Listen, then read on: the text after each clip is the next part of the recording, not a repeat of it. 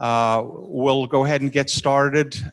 Before I do that, I want to thank a whole bunch of people that have been very, very helpful in making these kinds of logistics for these meetings happen. Nicole Garvey, who has been instrumental in making sure that you have lunch, you have a room, you have Zoom working, and so forth. Stephen, who is behind the scenes in terms of technology, Dr. Tidwell, who is paying for lunch. And so we're absolutely delighted to have you. We have a pretty full agenda today. As you can see, we have combined the Faculty Senate meeting. We're going to start right at 12:20, and then we're going to go until about 1:30. And after that, we have an open forum, workload policy open forum, and I hope that you guys will stay throughout. This business of workload is very, very important, and we need your presence, your voice, your insights to make sure that we have a document that we can all feel proud of, and we have to have it by November, I believe, of 2018, right? So, and as you can see from the agenda, we're calling the meeting to order. We're going to go ahead and do the approval of the minutes, and then the big item of the day and the agenda, as you can see, is Mr. Donnelly, who has graciously agreed to come and do a presentation about legal matters and how they impact. I have attended one of his presentations, and I came out of that meeting thinking, I think every person on this campus needs to hear this presentation. I'm delighted he has found the time to share the insights with us. And then we'll have President Tidwell. I'm not sure exactly when he's going to be here. And then Provost Mimran's presentation, and then we have some reports. Intercollegiate Athletics Committee report, and then we have Mr. Bill O'Donnell is going to do a little presentation on 2018-2019 parking fees, some changes in parking fees, and there's Dr. Come on in, Dr. Tidwell. And then I have a couple of updates and announcements as far as the Faculty Senate goes, and then we will go into the open forum as far as workload policy. Dr. Tidwell, this is perfect timing. With your permission, we'll just do the approval of the minutes and then you're on. That's okay? Awesome. Any changes to be made to the minutes from last time? All right, motion to approve? Seconded? All right, great, thank you. All in favor? Sorry, geez. Good enough. All right, thank you. Any against? Thank you so much. Dr. Tidwell, if you're ready, we're ready for you. Thank you, sir. Y'all supposed to start at 12:30, right? 12:30, 12 o'clock? 12:30? It's not 12:30, is it? Y'all are starting early on me. I'm glad I walked in when I did. I walked in and heard my name. I thought maybe something like that. All right, did Queter get you guys some cookies today?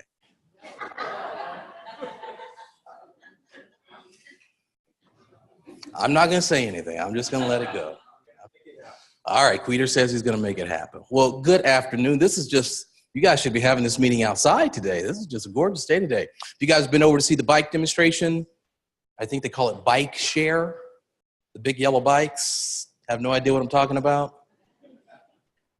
Well, there are 4 bikes on campus. You know the bike share where, you know, you just kind of rent the bike. It's like a taxi, but you just rent the bike and ride it wherever you want and take it back, and they charge your credit card. You guys still have no idea what I'm talking about. I'm talking to adults here with cars, so you don't need bikes. Well, there's something called a bike share, and it's just on the other side of the Met, so just over by the lake. So feel free to go on over. They're doing demonstrations. You can take a bike ride around the lake if you want to. They will not charge you for it. The students are trying to bring bikes to campus. I'm always surprised when they talk about this. When I was in college, I just bought a bike, but students these days want to rent bikes. So anyway, something that they want to do. So they've got a few folks coming in to do some demonstrations. I think the first one's today, and they've got a couple more next week.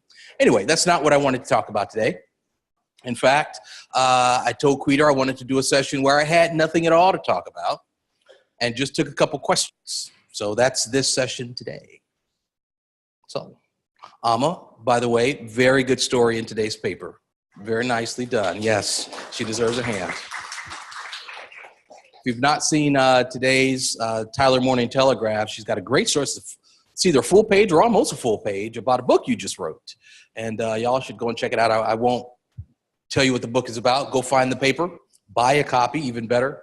And somebody's going online right now to find it. And just read. It's a great story about her and her family. So, and the book she wrote. So any questions today?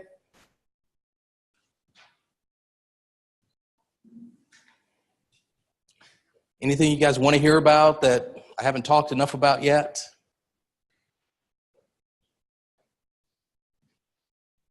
Question? Yes, sir. Yes, please. It has to do with our new strategic plan. Now that we have it in place, work is about to begin, right? Yes. So what are we going to do about it? There's a lot of great ideas out there. In fact, I was joking, actually a little not so happy this morning. A couple of great ideas that we came up with, team members came up with. Some of the local institutions are now stealing those ideas, or borrowing, it may be a better word, borrowing those ideas and passing them off as their own. And so, anyway, so we'll come up with a lot of other great ideas. Really, ideas are out there. The problem is never can you find a good idea or even create a good idea. The real key is in the execution. And so that's really what Queter is getting at. How are we going to execute the plan? So Amir and I actually just met this morning to talk a great deal about that. We're going to be going through some training, just as school exits, for all department chairs and deans, because the real work in terms of oversight of the strategic plan doesn't happen in my office or even in the provost office. It really happens at the faculty level. And so we want to make sure that all of the chairs, that all of the deans are bought into where we're going and what we're doing. And if you all recall, every department has at least one initiative in that plan. And so how are we going to go about the execution of that plan? So that is something that we are going to be doing some training on just as school exits for the year. And so yeah, we're moving in that direction. I don't have anything specific right now, but we're moving in that direction. I mean, there are a number of things where we're changing some of the budgeting processes and going to begin to fully utilize fees to become more efficient as a campus. As you all have seen, the marketing department is just doing a phenomenal job getting us coverage for all kinds of things. We just had just this morning, signed an MOU with Texas College, the oldest university, actually the oldest institution of higher education in all of Smith County. So we're really happy to sign that MOU with them. So just a lot of really, really great things going on right now. We will have strong enrollment. Since y'all aren't going to answer any questions, I guess I'll talk about a couple things. No, I got a question. All right. Yes. So the MOU with Texas College is just a general MOU right now, but they do not offer graduate programs. And so we're working with them to take some of their top talent, typically those with 3.8, 3.9 GPAs or 4.0s. They've got a number of those there, and we're recruiting those to our graduate programs, in particular 3 programs, engineering and the various disciplines in engineering, our nursing program, and which they're just now trying to get up and going, and then our business school, Souls College of Business. So those are the 3 areas that they want to truly focus on. And so we'll have the first incoming class this fall. And so we're really excited about that. We didn't talk about pharmacy, but why not? Amir is working with their provost right now, so you know, there's no reason why we can't do that. Yes, ma'am. We had a beautiful presentation by Gary Stuff of Science about the way our new building is going to be. Yes. Configured.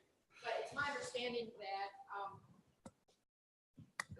Well, why don't you tell us a little bit about how we're going on the fundraising to get that building completed Yes. so we can move back in? So I'm going to pivot a little bit. Okay. All right, like a good politician, and tell you that we now have drawings for 3 things. How many of you were there for the presentation on the master plan? Great, so you got kind of a broad view of where we're headed campus-wise. So we now have drawings for the new plaza out here as well. In fact, I just saw them this morning, and the architectural firm will be here today. And we also have drawings for a new College of Nursing as well facility. Now, those are just drawings. Drawings. The exterior of the building. We've already sent them down to Austin because when we are down there in May, we'll be doing what they call a deep dive. Every president does it once a year. And we have to kind of bring everything that we're working on. And so we'll be seeking approval to move forward with official drawings for that complex. We already have them for arts and sciences. That approval's there, so that we don't have to go in and request that. But I will get back to that in a moment. But we will be seeking both approval, at this stage, approval to start the official drawings on that, the real architectural work, and then ultimately funding for that as well. So that's kind of high level. So arts and sciences. So when the Souls College of Business folks move out, we will have a period of time where they're going to start to do the prep work. Everything will come out of that building. And they have to do a lot of heavy lifting initially, some HVAC work I think they're going to be starting on. And you remember the other 2 or 3 projects initially? Hydronic lines, which I have no idea what that is still, but luckily somebody on campus knows.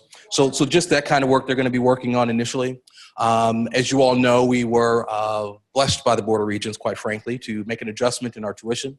And that adjustment, along with some of the reallocations we've been talking about, budgetarily speaking, along with some of the other things we're doing in terms of fully utilizing our fees, and I won't get into a long, drawn-out budget conversation here, will free up the additional resources to completely complete the building. So we're going to start with some of the high-level things that have to be done really before you can do anything else. Is there any asbestos in that building? Okay, so they're going to have to do, she knows. I have no idea how she knows, but she says there is. You breathe it every day. So, all right, but you're still healthy, so that's a good thing. So we'll have to do all that abatement and those kinds of things. And so that'll be the initial work that happens, and then we'll really be able to ramp it up. I just want to say that the drawings we saw were really, we love them. If you like those, you're going to really like the real ones that are coming next. So, and right now we have a 30,000-foot view of it, particularly of the plaza. I'm going to lose my parking spot too, by the way. So it's not just y'all that are going to have to walk from somewhere.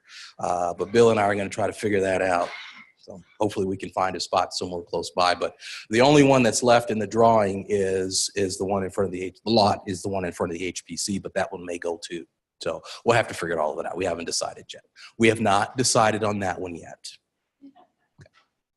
Other questions? Queter stood up. Yes, that's my time. Other questions?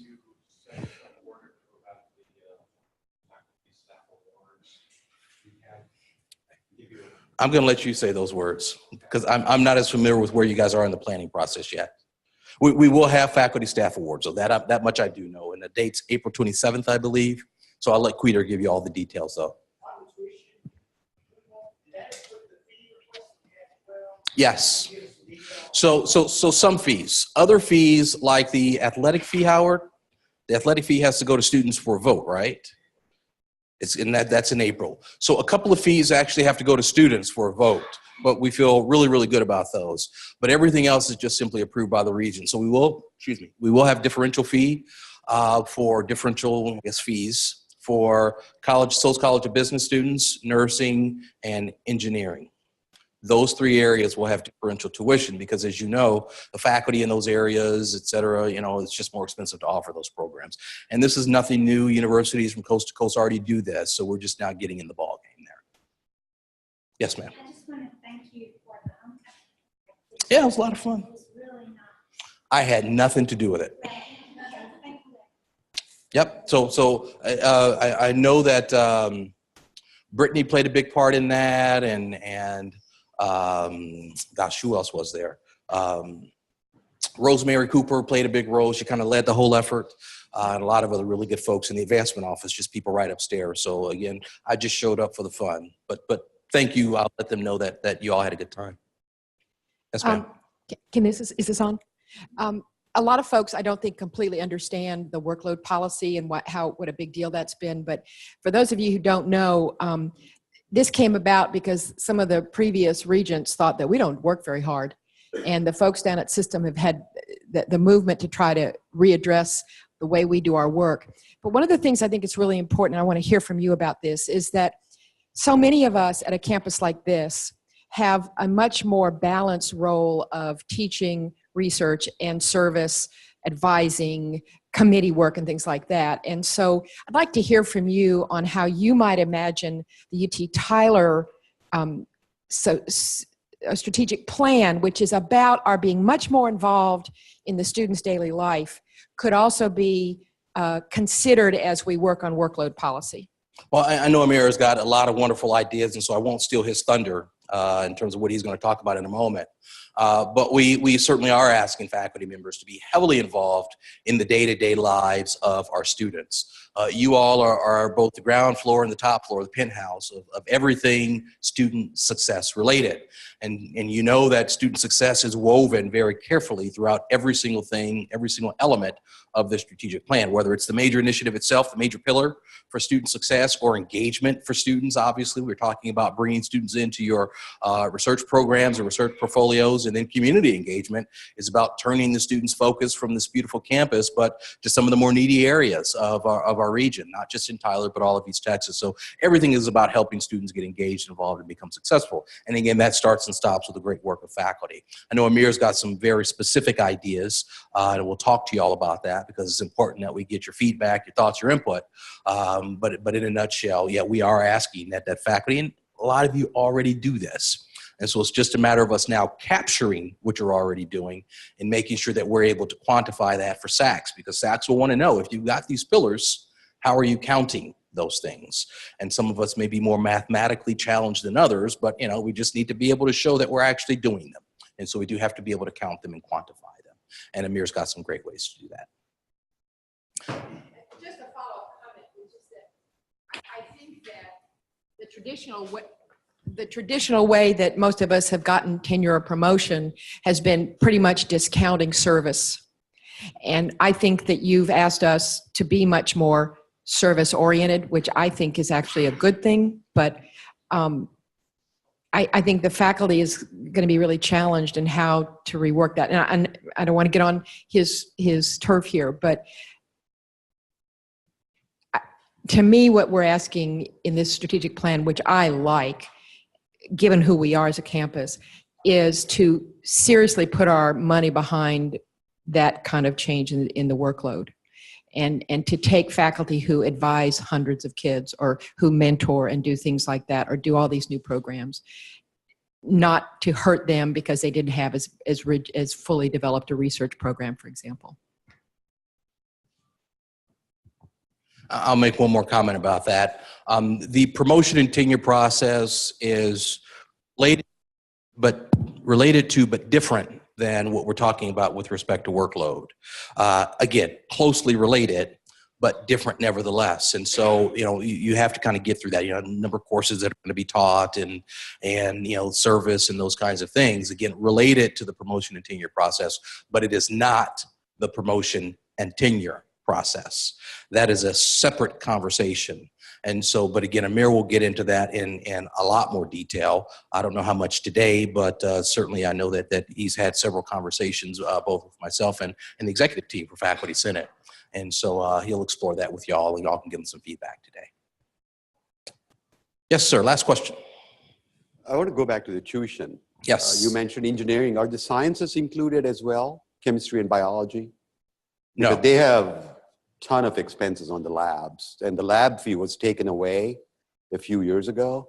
We used to get $65 per grade hour to supply the labs, but now it's a flat rate for every grade hour. So the department has to finance all of the lab supplies. So if engineering is going to get differential fee because of the expense in the labs, I think chemistry and biology are in the exact same situation. Well, chemistry and biology, the hard sciences were not part of this tuition proposal. As I understand it, when those fees were changed a couple years ago, they were changed into an instructional support fee to support those very kinds of things. In fact, Bill and I were just looking at the policy this morning. And so they're there to support lab materials and those other kinds of things. So if y'all are falling short, and it sounds like you are, and I'm not doubting you at all, but if you're falling short budgetarily speaking, then that's a conversation that needs to be had with your dean and with the provost to figure out how we make some adjustments there. But again, that's kind of where we need to kind of reallocate some things. As I've said before, I don't think we have a budget problem. I think we have a reallocation problem on campus. And if we have huge sums of instructional support dollars sitting in areas that don't use them because, they just have no need for them, the technology is already there and they don't have lab supplies and things like that they need to purchase, then we need to allocate those dollars to units who actually have those kinds of expenses. And that's the process we're going through right now.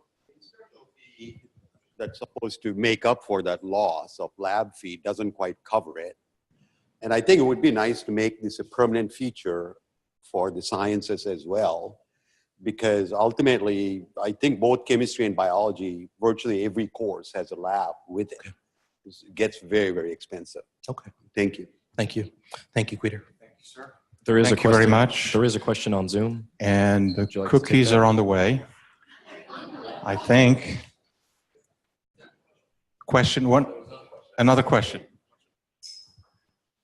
Who is it?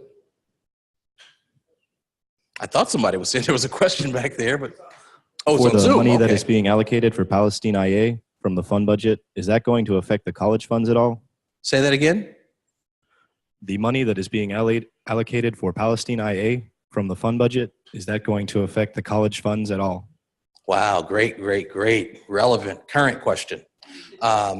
No, the answer is no. The this gives me a great opportunity to dispel some rumors. Innovation Academy, while it is operated by the University of Texas at Tyler, it is funded completely 100% separately from the University of Texas at Tyler.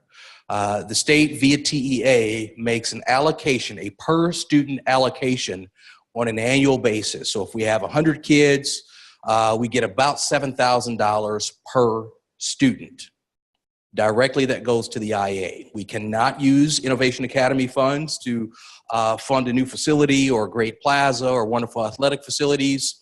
And I have made the decision that we will not use UT Tyler tuition dollars or any other dollars to fund any projects for the Innovation Academy. Now, when you establish an Innovation Academy type of facility, it's important at the outset to create facilities for that organization, because the taxing authority does not sit with the university. It's operated by us. And so we can't put out a bond or rely on local tax dollars to fund facilities like a public school can. So I don't know how many of you were part of the bond election for local TISD. Well, tens of millions of dollars have now become available to renovate the two high schools. It's phenomenal. We'll now have new schools, renovated schools. Well, we don't have that kind of authority here with the Innovation Academy. The university cannot do that. So when we establish that kind of organization, we must have plans for facilities, or we have to be able to figure out a philanthropic way to fund facilities, either short-term or long-term. So I wasn't here, obviously, when they were started, but what has happened was that we established them with temporary facilities, and those temporary facilities have persisted over time. Now we're at a point where it will cost us about $10 million per location to create a school. And again, I've already decided we're not using any UT Tyler dollars to create schools, to build schools. We need $10 million to build a new arts and sciences complex. How would y'all feel if I said, arts and sciences, wait, we're gonna build a $10 million school up in Longview for K-12? You guys would run me out of town, right? Of course you would. And rightfully so, because I have to make sure that UT Tyler is taken care of first and foremost with the dollars that are being entrusted to us by taxpayers and our students. So the dollars that sit currently in the Innovation Academy, we'll call it rainy day fund for consistency purposes, they have about $500,000 in their rainy day fund. At the end of the academic year, they will have about $700,000 in their rainy day fund. And at the start of the new academic year, so just one day apart, they'll have about $1 million in their rainy day fund. Now that includes all three campuses, Longview, Palestine, and Tyler, all put together. So just a third, if you will. Those resources, $600,000 to $700,000 of those resources will be invested in Palestine, because that facility has been condemned by the fire marshal and needs to be renovated. So without the renovation, they stay in trailers, which is what they're doing right now, and in Mathis Hall, which our nursing students are very unhappy about, if you have not already heard. So we need to fix that problem. And so the problem will be fixed with reserves that are dedicated 100% to Innovation Academy. Not with our tuition dollars, not with our designated fund, not with any of the fees that we have here on our campus, but 100% dollars that have been dedicated from the state via TEA to the Innovation Academy. Hope that answers the question. Long term, I don't know what we're going to do facilities-wise for the Innovation Academies, whether it's Palestine, Tyler, or Longview. Again, we're not going to be using any UT Tyler fees or dollars to invest in major facility issues or major facility renovations or new facilities. So we're going to have to figure out long-term how we're going to address their needs, because all three locations are working, if not in part, in total, out of trailers. And I don't think that's a great way to deliver the level of education that we're already delivering in that phenomenal program. Each program is great. If you don't know, and I'll get out of the way here, if you don't know, the test scores at each of those schools are higher. The state administered tests are higher than the local school districts that they pull students from. So the programming is phenomenal, but the facilities are not. And so we do have to figure out the facilities with some alternative kind of funding mechanism. So we are looking for philanthropic dollars in some other ways, but just know that we will not be using any dollars dedicated to this campus. Thank you, President Tidwell. Appreciate it. We have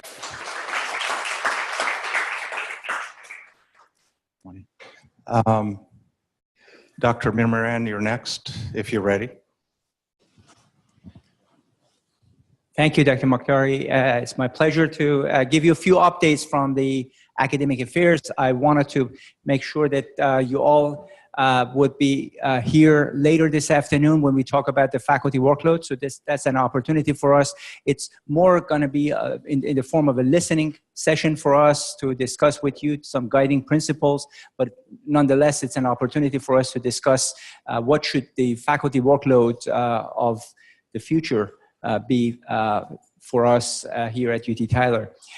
The second thing that I wanted to talk about is the student success and faculty development work. As you may recall, we have mentioned this before, that we received a grant from the UT system. This is about a year ago that we received this grant that focuses on digital success toolkits for 35 courses that are primarily the core courses. And those 35 courses have been identified, and we're working with several departments to develop that. And that part of it is progressing very well with the faculty who are involved in that. There's another part of that which deals with the faculty development, not only for those instructors of those 35 courses, but as a way to actually provide a faculty development opportunity for the entire campus.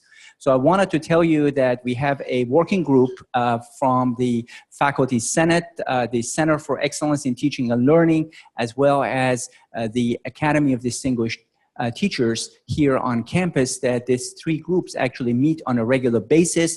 And I joined them along with our Vice Provost, Dr. Geiger, to try to make sure we develop some sense of what should be the faculty development program here going forward, as we're going to define faculty success in direct connection to the student success. And as part of that, we want to make sure that not only we would have a robust faculty induction for new faculty that will join us in the fall, not only we would have that faculty induction for the period before the start of the classes, but we also have that for throughout the year, and also develop more of a customized mentorship and one-on-one coaching or academic for those faculty members that are going to be joining us, particularly anew. But in addition, we wanted to make sure that we reach out to the faculty and see what are the areas of development that they would have an interest in working on and learning more. And as we have discussed before, we want to make sure that our profession would not be the only profession that we would not have continuing education and training of ourselves. So we want to make sure that that is going to be an opportunity for all of us to engage in improving ourselves. By improving ourselves, we would actually have an opportunity to impact the success of the student. The second thing that I wanted to talk about is the Faculty 180. And I know that this was raised initially as part of the faculty celebration for scholarship. This is an event that was sponsored by the library and actually was a great opportunity to celebrate the success of many, many faculty members, almost each and every one of our faculty members who have been not only focusing on the student success, but also working on their research and scholarship in partnership with those students. And this event brought up some issues in terms of not having mentioned some of the faculty initiatives or faculty scholarship. And as it turned out, the source of the information was primarily Faculty 180. So we wanted to make sure that we let everyone know, as we have in the past, that we should all try to make sure that our Faculty 180 portfolio is up to date. As you know, next year we would no longer do the paper trail for the tenure promotion process. Everything would be electronic. For the time being, we're using Faculty 180, but as I have talked with the chairs as well as with the deans, we're going to form, and as well with the Faculty Senate leadership, Dr. Geiger is working on developing a committee that we would be able to actually talk to the entire campus and see, is there a better software other than Faculty 180 that we would be able to utilize to make sure that it meets the needs of the faculty in terms of going forward for tenure promotion process, as well as for the updating of their CV and package, so that every year when we have this celebration of scholarship, we would not run the risk of neglecting or overlooking the performance of some of the faculty members that we know they worked very hard on their work. So I'm sure that the colleges would be represented in that committee. And if you have any comments on the Faculty 180, and I know that many people have had some experience with the Faculty 180, please make sure that you communicate that to Dr. Geiger and his committee that is going to put together. The third thing that I wanted to mention quickly is about the international travel and study abroad. I wanted to make sure I have an opportunity to talk to you, and as well I would continue having a conversation with the chairs, with the deans, and with the Faculty Senate, because these are the two areas that we definitely want to leverage the resources of the university, not only for international enrollment, not only for our campus to be able to have a global perspective, but also we want to make sure that our students here would be able to benefit from those. Now, at the same time, with the limited funds that we have a fiduciary responsibility to make sure every dollar that we spend is spent wisely and we leverage it as much as we can. So we are working on trying to come up with policies that definitely would be vetted by this group, by faculty at large, by Faculty Senate, chairs and deans, to make sure that our international travel, there would be some expectations of trying to have recruiting efforts as well as trying to have opportunities for raising the awareness of the UT Tyler brand internationally. At the same time, for study abroad, I want to make sure that we would implement some guidelines which seem to be lacking at the time being in terms of expectation of a minimum enrollment, as well as expectation of a pedagogical connection between the study abroad piece, or the travel piece, I should say, the travel piece and the academic course. Because what we are finding out this year as part of the probing that we are doing in some of these international travel or study abroad is that sometimes there is a disconnect between the course itself and the travel piece. And of course, that disconnect is alarming, because if I have, let's say, 20 students in my class and only a few of them are going on a study abroad, then that means there's a disconnect between that and the part that is the course syllabus and the course information. So we want to make sure that all of that is connected, and we would come up with policies and we would run them by everyone to make sure that everybody is okay with that. And going forward, again, with the notion that we want to have the good experience for our students, at the same time, we want to make sure that there's an academic and pedagogical connection between the travel part and the courses that we are going to benefit from for the students. With that, I would defer you again on the faculty workload to the conversation at the end of this session. I don't want to take much time, but I'll be open to any questions that you may have. Very good. Looks like all the questions were already answered by Dr. Tidwell. Very good. Thanks. Thank you, Provost Mayor Moran. Appreciate it. Michael, you're on. Or can we get set up here? I saw Mike McGinnis there eating cookies, so we need to make an announcement that the cookies are available. Hey, you were over there just shoveling? Yes, you were, sir. One moment, we'll get this rolling.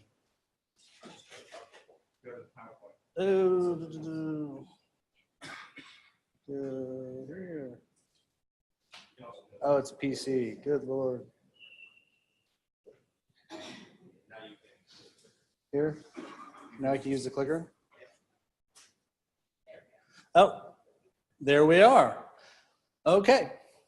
I hope everybody's nice and warmed up. I like to have President Tidwell be my opening act whenever I can.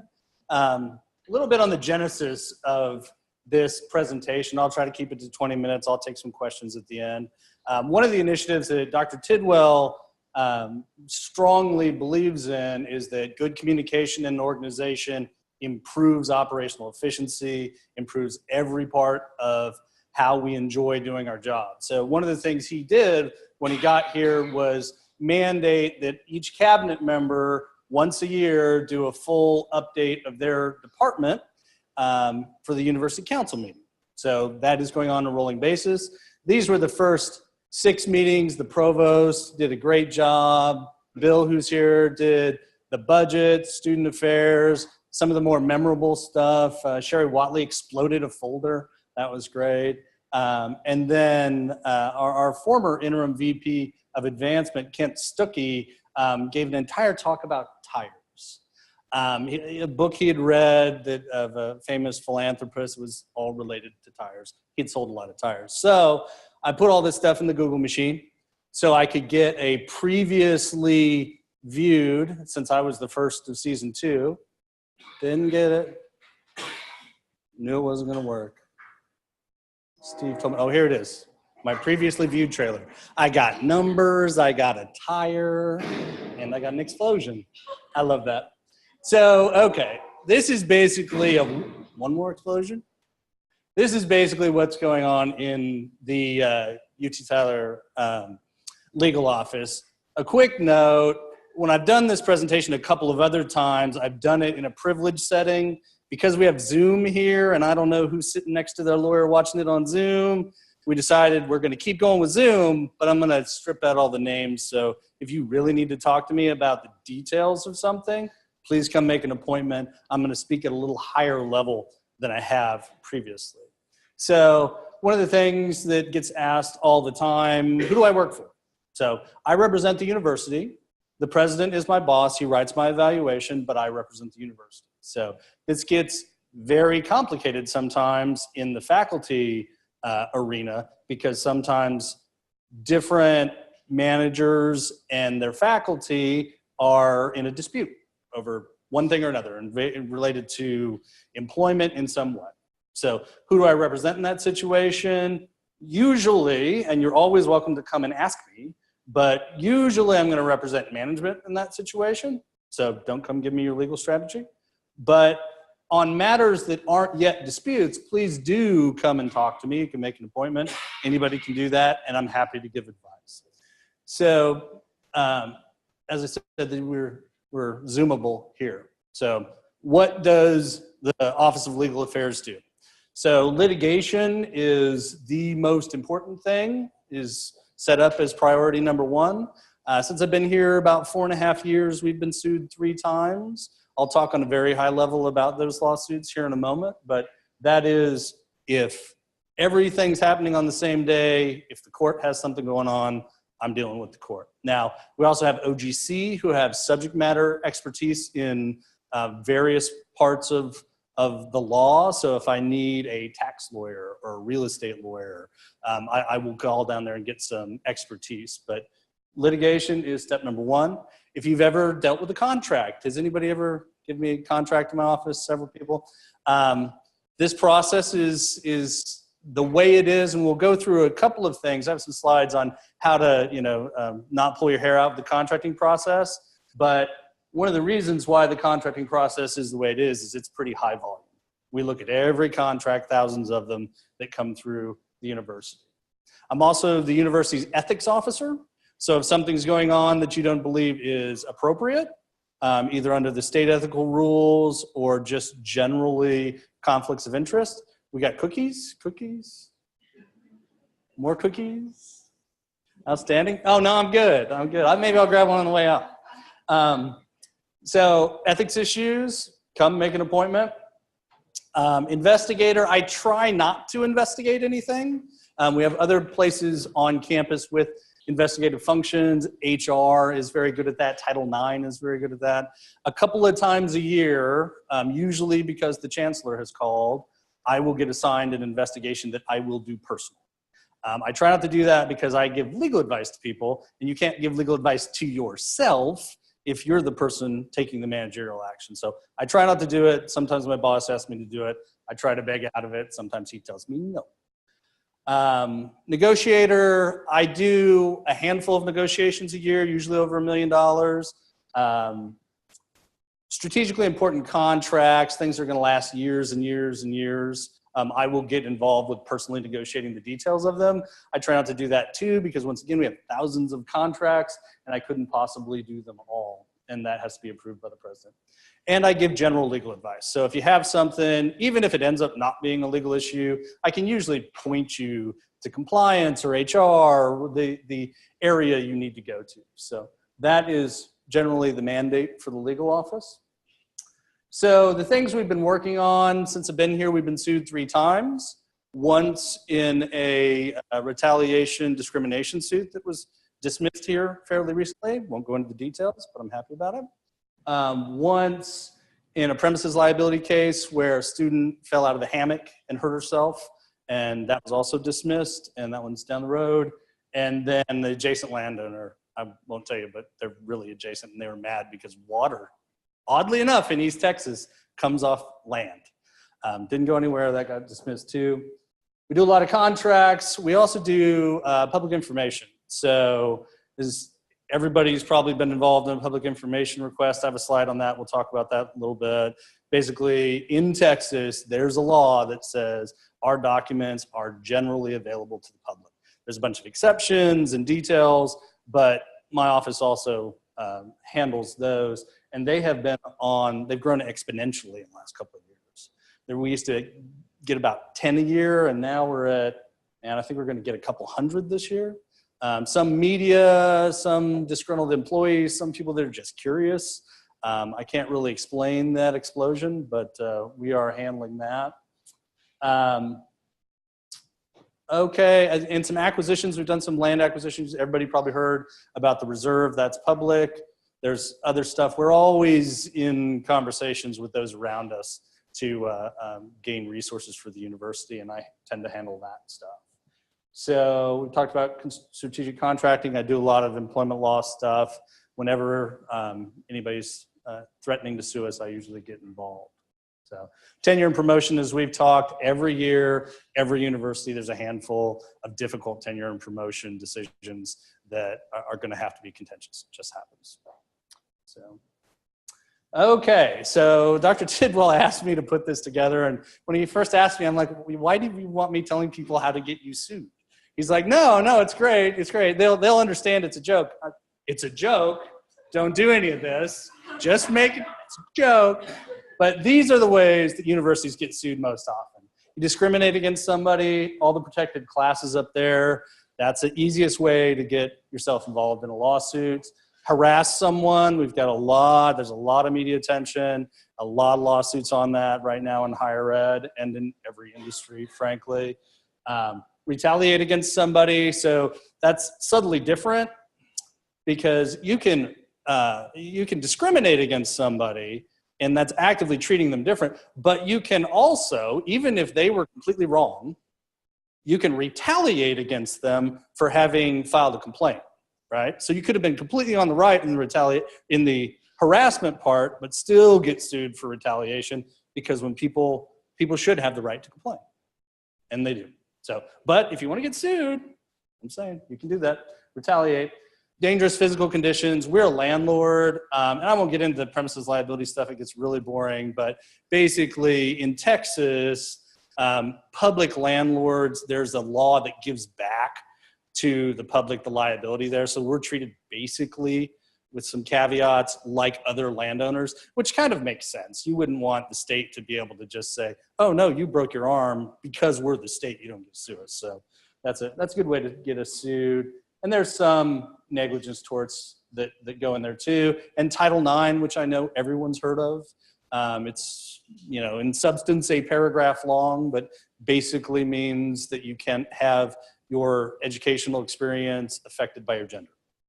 And I see we got the Title IX experts in here from athletics. It's complicated, and that's one quick way to get yourself sued. If you have any questions on that, please let me know. And then a quick note on, I get asked a lot, can I be sued personally? And the answer is sure. You can be sued personally for a lot of things, but generally not when you're acting within the scope of your employment for the university. If that's true, you have me, you have OGC, you've got the Attorney General's office, we're all going to represent you. The classic case of not acting in the scope of your duties is if you break a law, you commit fraud, you embezzle something. Well, then, of course, we're not going to represent you. But generally speaking, unless you commit a crime or sign a contract without the authorization to do so. Once again, contracts will get you. So we'll talk about the contracting in a moment. So that's how to get sued. Any other ways anybody can think of nice ways to get sued? Don't do that. Don't do any of that. Public information, I'll say just a couple of notes on that. We get a lot of comments in my office about, why do I have to do this? Because it's a state law. If you want to work at a public entity, you have to deal with public information. So you just kind of have to get over the fact that your state decided that documents belong to the public. So one of the things we get sometimes is we'll get in a public information request, and the person will be either mad about it or just not interested in doing their duty there, and they'll just drop all their documents on us. Well, that's not helpful. Please don't do that. Personal documents. Now, under the Texas Public Information Act, technically personal documents are not public information. So the things that you have in your computer that do not relate to your work wouldn't be public information. But in order to make that determination, we got to look at them. So we're going to see them. So anything that's on there is going to be involved in the process, but if it is truly personal, it's not going to get out to the public. All that makes sense. So contracting, just a couple of quick notes about how to make that easier. There's a process that's on the website. It can get complicated, how and when to spend state money. The one thing to remember the most about contracting is in the UT system, the Board of Regents has the power to contract. They delegate it to the president, and then he sub-delegates. If you don't have a letter from the president, you probably shouldn't sign it. But if you have a question, call Terry Taylor. She is the contract manager, and she can help you out with it. Read the contract. Please do that. We get very interesting language in contracts.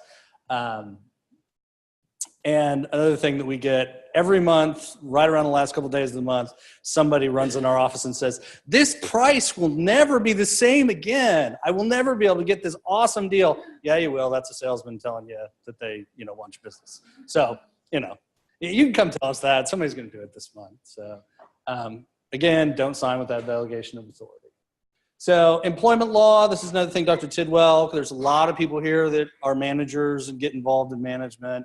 These are just sort of generic things to remember about how to keep HR healthy in an organization. No discrimination, we've been through that. Interview and decide well. This is a new way universities are being sued. Once again, public information. Candidates can get all the documents. So you do want to record how and why you're making decisions and not make decisions based on inappropriate things or illegal things. Evaluations. every year about, annual evaluation time, we get 4 or 5 cases where people are not happy, and often it's the same story. I didn't know that you thought I was a bad employee. My evaluations for the last 5 years are all superlative. If that's true, and I guarantee you every year somebody comes into HR, my office, and says, I think we should terminate this employee. First question, what do the documents look like? What does the annual evaluation? Oh, they're superlative for the last, you want me to terminate somebody for performance who you have been saying is one of your best employees for 5 years? Not going to happen. So evaluate well. I mean, when I put the avoid hyperbole point in here, because you really do, when you're writing an evaluation, want to be detailed, but not too detailed. So you don't want to get everything in the kitchen sink in there, because every time you get something wrong, it kind of hurts you. So you want to sort of be a little generic and don't say things that make it look like you're a little crazy with the hyperbole. But definitely do not push problems down the road. If you think, and I understand the faculty setting, there's a third-year review, and it's got its own process. Many times a year, I get told, I don't understand why there's a problem because we have a third-year review. And you go back and look at the third-year review, and it isn't what they remember writing. So, and then terminations. Progressive discipline's great. And like I said, in the faculty setting, this is a little different because there are regents rules and policies about how to terminate tenured faculty members. That's different in different statuses, but so this isn't as relevant to you folks. So, okay. I just love this video. And it still isn't going to play. Come on, Steve. Yeah, I know. That's what you told me last time. See, he's magic. He's like the Wizard of Oz back there. Okay. And because my boss tells me I got to put this at the end of every presentation, there's that. Can I answer any questions? I don't know if I have any time left, Peter. Okay. Anything I can answer for you? Anything? All right. If you want to talk to me in private, you're welcome to make an appointment. Thank you very much.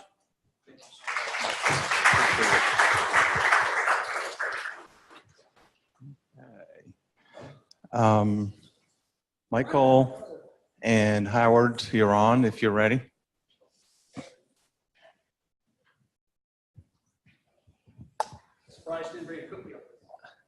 Oh my gosh, there's tire tracks on my back. I love cookies. I think those of you who know me really do know that that is a very, very true statement. Chocolate chip cookies are my friend, but so I was very excited to see them.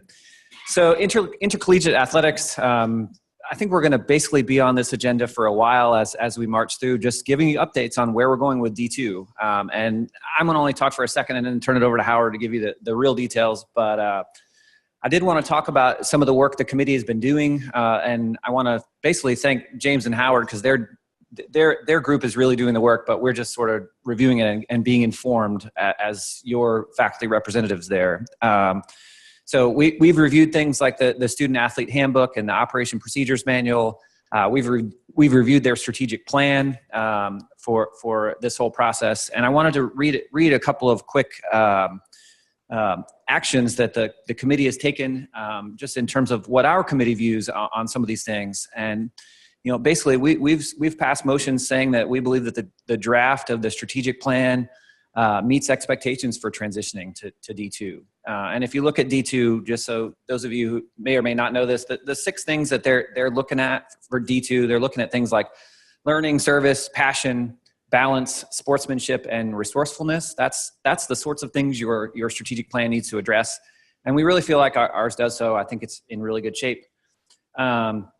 So both the compliance document and the strategic plan, we really felt like they're in really good shape, and we took actions saying that as a committee. And with that, I'll turn it over to Howard to give us a more full update on what's going on. So just a brief, this is where we're at. Thank you. I've often heard of faculty senate being termed as madness, but as Queter said, it is March, so you're excused for this month. Just an update, I don't know how many people that went here, but it is March Madness, Final Four, all that stuff. I just wanted to give you a couple updates. One is next week, our consultant will be on campus to meet with various individuals and groups of people to prepare them and us for our NCAA visit that comes up. I think it's April 17th or 18th when the consultant comes to campus and does her evaluation of the university, not just the department, but the university's readiness to transition to Division II. This really is a university initiative and not just an athletic department initiative. So as she meets with various groups of people and various individuals, she'll be basically giving you a heads up as to what the consultant is looking for, not necessarily to tell you what to say, because you need to say what or answer the questions that are asked, but basically to give you a heads up as to these are the types of things that they're looking for. So those are the big things that are coming up. I anticipate, as with every transition from Division III to Division II, that we will lose student athletes. Our numbers of student athletes will decrease for a couple of reasons. One is we will not be offering scholarships until the fall of 19. So we go this first year competing in Division III as a non-counter, basically scrimmaging for a full year with Division III before we transition to a Division II schedule and then really start getting beat up for a couple of years until we can get our scholarship dollars up and bring in that next level of player to the campus. But I anticipate a loss of students and I anticipate some transitions of staff people as well. But that's very normal when you go from D3 to D2. It just happens. Student athletes don't want to, some student athletes don't want to come. Believe it or not, some students come here because we have athletics, and they're also good students, thankfully, because we don't change our admission standards. But nonetheless, those good students can go somewhere else and be competing postseason, which we can't do here for 3 years. And there'll be some opportunities for coaches to maybe transition to a different school to do what they do here very well. They just do it somewhere else. But the light at the end of the tunnel is very bright. We know that within a few years we'll be very competitive in Division II as well. We'll continue to have great student athletes here. The faculty will continue to mention to me that they're glad that they have student athletes in their class, and I've even had that comment, maybe they were lying, but I wish they were all student athletes in my class because they behave well, they attend class, and they get good grades. So nothing's going to change from our end, except we're going to lose a little bit, which we're not used to doing. And we're going to lose some student athletes, which we're not used to doing. But again, the light at the end of the tunnel is very positive. I can answer any questions in our catch-up session. Yes, sir.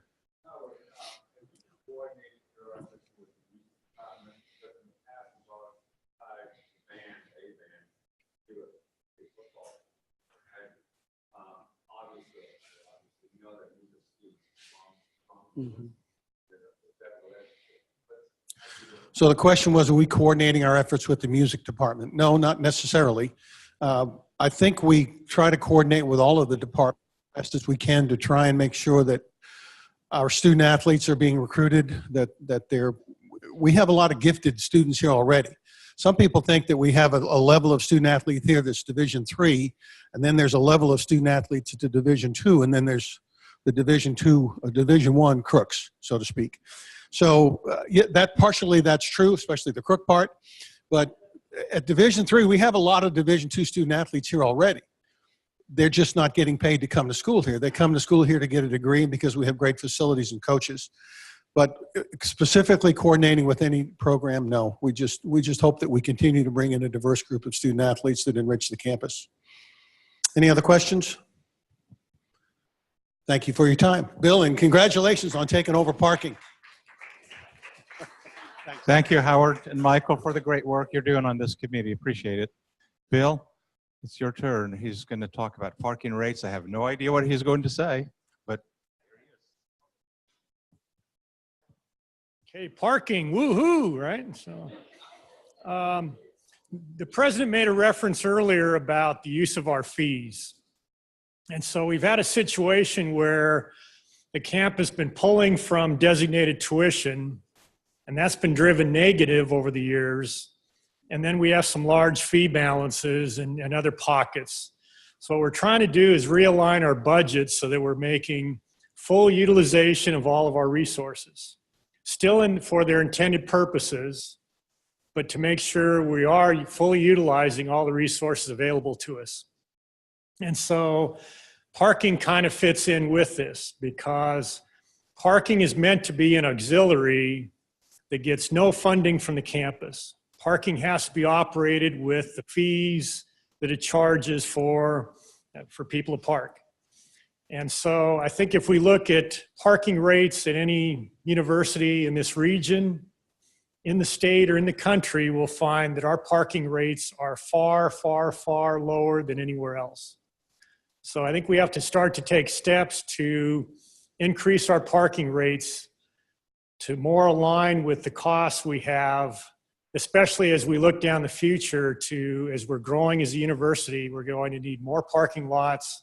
We're going to need to build these lots, and parking is going to have to finance it, not the campus. And so the proposal for the next 2 years is this. As in looking at the rates, currently it costs $72 a year to park. Students are paying $72, but if you think about it, they're paying $72 for 9 months. They have to pay extra to park in the summer. So in a sense, we're paying less than the students. So the proposal is for next year that students go from, for the academic year, from $72 to $80. And then the summer rates stay the same for students. So they would pay $20 for summer 1, $10 for summer 2. So if they did go year round, they'd be paying $110. We were asking the faculty and staff permits be $100 for the entire calendar year, which would be an increase from $72. And reserve spaces would then be double that, $200. Then the following year, student permits would go to $90, and faculty and staff permits would go to $120. And that year, then we would introduce payroll deduction. So if you're paying $120 for the year, it'd be $10 a month out of your paycheck. Now, at least one of the benefits to this is that currently, if you went and bought a parking hang tag today for the school year, you'd pay the same $72 as someone that started last August. And so with the idea that we go to a monthly payroll deduction type of thing, then it can be prorated. If an employee starts in January, they start paying in January $10 a month. If somebody leaves mid-year, they're not paying for the whole year. They only paid for the time they were here. So I think there's some better equity to go on a payroll deduction type of thing, and you only pay for the months you're here. So that's kind of it in a nutshell. Are there any questions I can answer?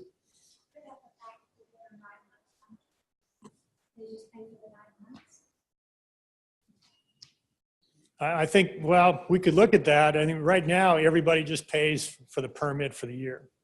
But that would be the thing, we could start looking at that and deciding, if you're going to pay for the time you're here or what. Because that is a good point, because I'm here 12 months. So I should pay more than you pay, right? So that's a good point. We'll look at that. So. Are we going to keep with the hang tags moving forward? I believe so, yes. I brought this up at USAC this week, and they had a suggestion that we buy a decal to put on the hang tag to update for the new year. And maybe, we'll look and see if that's less expensive or what. So that's an idea. Teenage drivers, the sticker on the back. Right, exactly. So yeah, I think we'll stay with the hang tag, but we may just update it with a sticker. We'll look at that, so.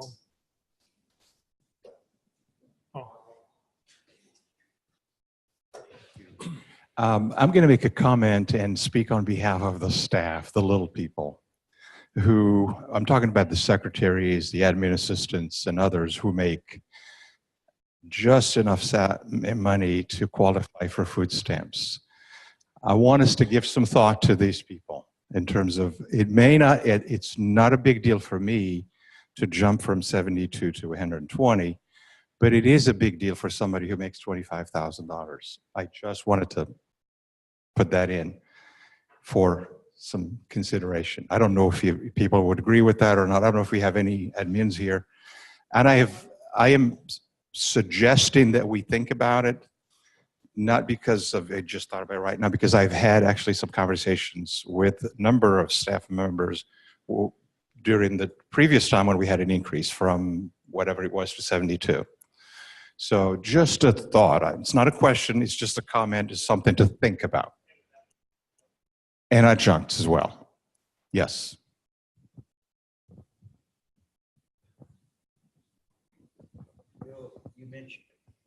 You mentioned that reserve spots would be available at double the price. Right. Is that reserve spot, those reserve spots are available for anyone? I think the current policy is it's from a certain level on up. So I'm told that it had been tried before on campus to have reserve spots for whoever wanted them.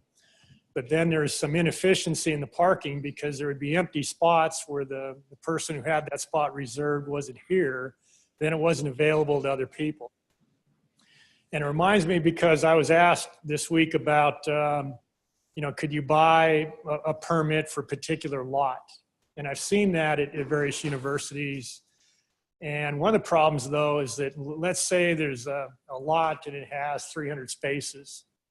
The question is, how many permits do you sell? If you sell just 300 and people are only here part of the day, you've got empty spots. If you sell 350 or 400, if they happen to be here at the same time, now you can't park everybody. So it's a real problem when you try to focus on particular lots or particular places and selling just for that. So it's the same type of thing with reserve spaces. It's not the most efficient use of your spaces. So, in the back. I teach in our graduate nursing program where students will come to campus maybe twice a semester. And right now we currently are able to post a parking permit in Canvas for them to print and bring with them. But I'm wondering if we considered maybe a pay by the day lot, which would work for adjunct and would work for those students who are just coming occasionally to campus, that might increase revenue as well? Actually, that's a good idea. My last campus, we did have a section that was by our library where it was a pay per day. And we actually had a system that worked well where we charged students by the credit hour. And unfortunately, around the time I was leaving, we were doing away with that because for the 7 campuses, if you can imagine, they centralized parking. And so while we had it all integrated with the enrollment system, where if a student registered for 3 credits, it assessed them for 3 credits for their parking. If they added a class, it added to the parking. But when they went to a T2 software and centralized it for the whole state, then it was no longer integrated. And so they had to switch to charging students a flat rate or whatever. So now we also, interestingly, and to Queter's point, we actually assessed parking by salary. We had 4 or 5 salary bands, and one of our other campuses did as well.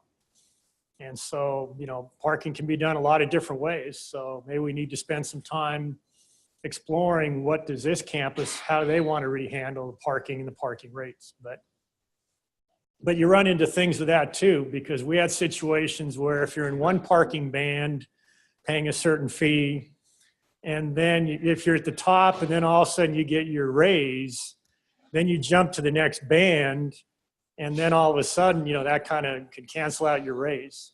But we also paid a lot because we were paying the mortgage on a parking garage. So I was paying $414 in my last campus. So thank you. Appreciate it. Thank you so much. Appreciate it. We have 2 minutes left.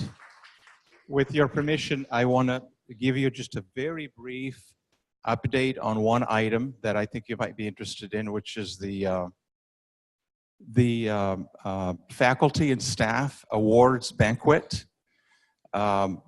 First, an update. I'm going to give you an update of what's happening. And second, I'd like to ask you to do something, if I may. So the event is going to be somewhat of a little more formal than we've had in the past. The President's office is paying for it. There's an enormous amount of work that's being done to make that happen. And the event is April 27th, 6:30 to 8:30. And it's going to be at the Cascades, which is on the southwest side of town. The work is just beginning. There's 2 groups working on 2 committees working on nominations of the awards, John Plasek, I see him in the back, is chairing the faculty awards. He sent an announcement last week, I think it was, please nominate somebody. The deadline is April 2nd. And so we need to make sure that we have everything done by the deadline, by the April 27th. On the other side, the staff, the president wants this event to be a faculty and staff awards event. The staff is working on their awards situation as well. And so hopefully we'll have all of this done. So that's sort of a quick update. What I would like to ask you to do is to respond to an evite that you are going to get from the Vice President for Marketing. There's a whole team that I have asked to help us with this. You're going to be receiving an evite from them, and they're going to ask you to sign in. And so we're estimating, very wild estimate, somewhere between 400 and 500 people. That's a lot of people and a lot of money, a lot of expense. Sort of is going to be along the lines of the Christmas party, if you will. So when you get that evite, please respond to it as quickly as you can so that we can have a pretty good idea of how many people are coming and how much food we need to make sure that we have and that. So that's it. That's it for the update. And with everybody's permission, let's adjourn. Motion to adjourn. Yeah. Oh. Yes, of course. Yeah, I forgot to do this earlier. Several months ago, I had the privilege of introducing to you our new Director of Human Resources and Diversity, Gracie Buenteo. I'd like to make a second introduction now today, and that is she's been here exactly 1 month, a hire I'm very proud of. She's leading our budget office, and she's been here, like I say, exactly 1 month. She's in the back. Her name is Nakia Burrell. And she's doing a great job reorganizing our budget for us. So we're pleased to have her on board. So thank you. Thank you, everybody. So what we're going to do is to adjourn and maybe take a couple of minutes break, and then we'll go right into the open forum. Motion to adjourn. Second. Thank you. We're adjourned.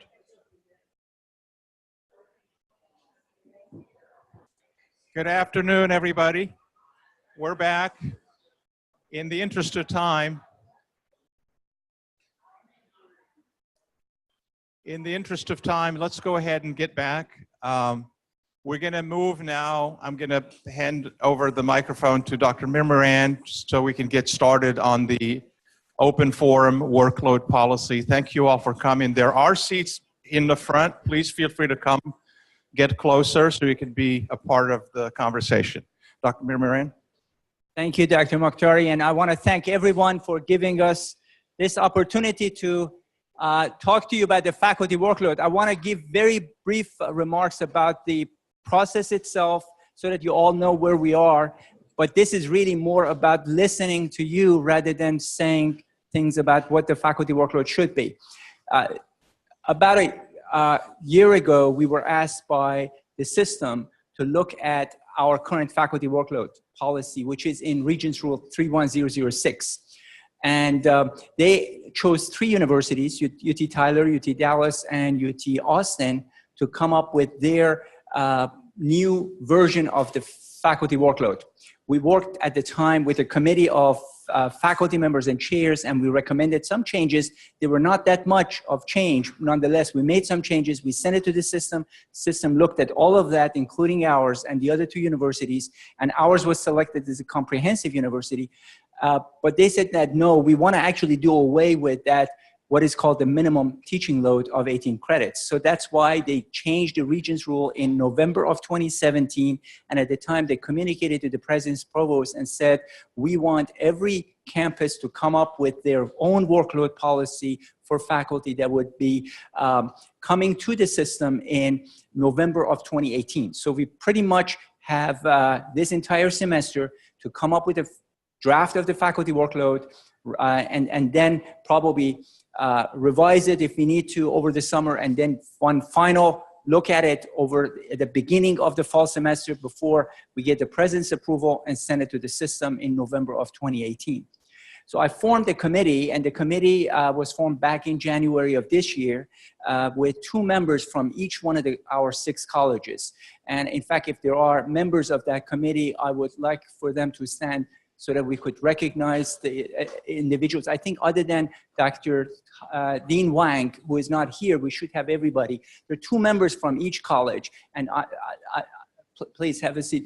I would make sure that not only in my email communication you have the names of those, but also if we follow up conversations, we want to make sure that you know how to reach them.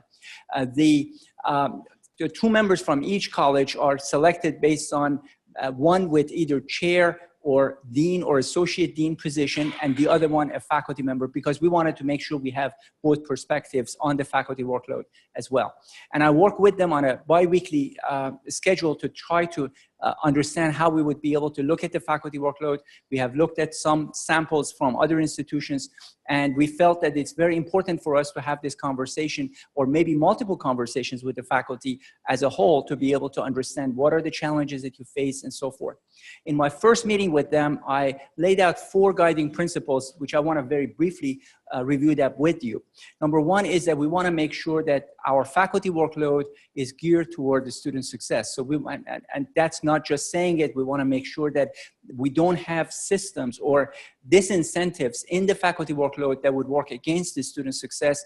And I would not go through the details of that, but I want to make sure that our faculty workload is definitely conducive to student success and to the faculty working towards the student success. The second thing is that we want to make sure that the faculty workload, whatever it is fair and equitable.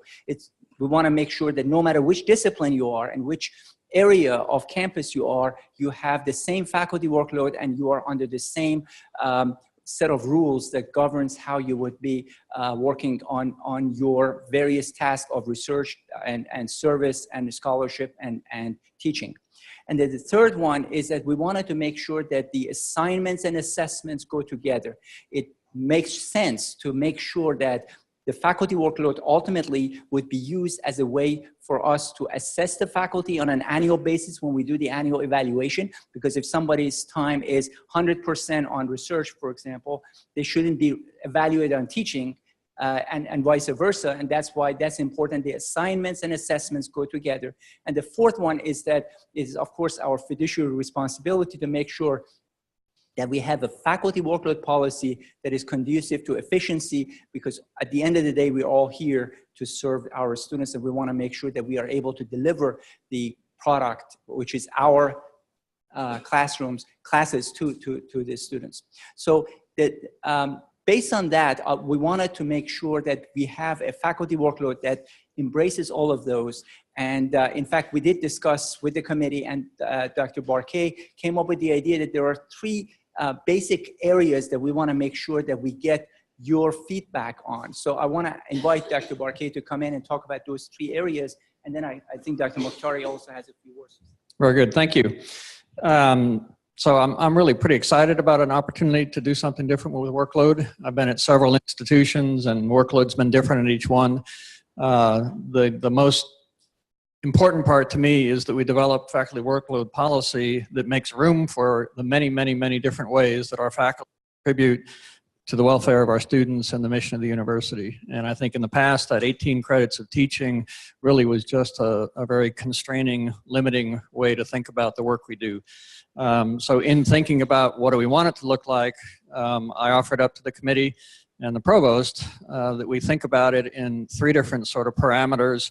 And a thought would be that we might spend the first 15 or 20 minutes on the first parameter, the next 20 minutes on the second, and the last 20 minutes on the third, although we probably have now 15 apiece, given that we've been talking. And the first one is, what should count or not count toward workload? At the very least, I believe we need to have teaching, certainly. I believe we need to have scholarship explicitly a part of workload, not just sort of a, it's not anywhere, but you have to do it. And then service, which was mentioned before, is something that's going to be increasingly important. To me, needs to be in workload in a very explicit way. So we're interested in what things within those broader categories should be counted. The second is, what kind of a metric or scale should we count with, because we have to count. Currently, it's all set up in SCH credit hour workload, but to me that overemphasizes teaching and then we try to make all of our other work somehow equivalent to teaching. We could continue that. We could say, one course taught is the 3 credit hour workload, and then try to define the other areas of work in that same metric. I'm not sure that's the best one. A second would be to just talk about the number of courses taught, not how many credits, but the number, and then course equivalents for other activities. So you'd again have to convert the time and effort you put on scholarship into some kind of course equivalent. I'm not sure that's the best way. And I should mention all 4 that I'm going to share with you come from other universities that we looked at, so they are in place, one place or another. A third one would be to just do it in percentage of time. And so out of 100% of your time, a certain percentage of that, one traditional course, face-to-face, reasonable number of students would be X percent. Back, there we go, thank you. So for example, you might think of 100% and maybe a 3 credit course at either graduate or undergraduate, and maybe they'd be different, would be a 20% workload assignment. And you'd have a certain number of those to do, and then service could be counted as a percentage and scholarship as a percentage, which allows for some adjustments, which I think are going to be important. The final one, some institutions use what they call workload credit units, and it gets away entirely from time or percentage or any of these other metrics, and simply would say that, for example, 1 course equals 1 workload credit, and then other activities are awarded a certain amount of workload credit at either the department or the college level. So what are we going to use to count is an important thing, and I gave you some of what's out there, but we definitely want to hear your thoughts about those and other ideas. And the last one, and this one is really important to me as a department chair, is where and how can this system be flexible? One size fits all does not work at any university, and I certainly don't think it works at our university. Who would get to determine whether your workload has more or less teaching, more or less scholarship, more or less service? Where does that happen? Does that happen only at the provost level?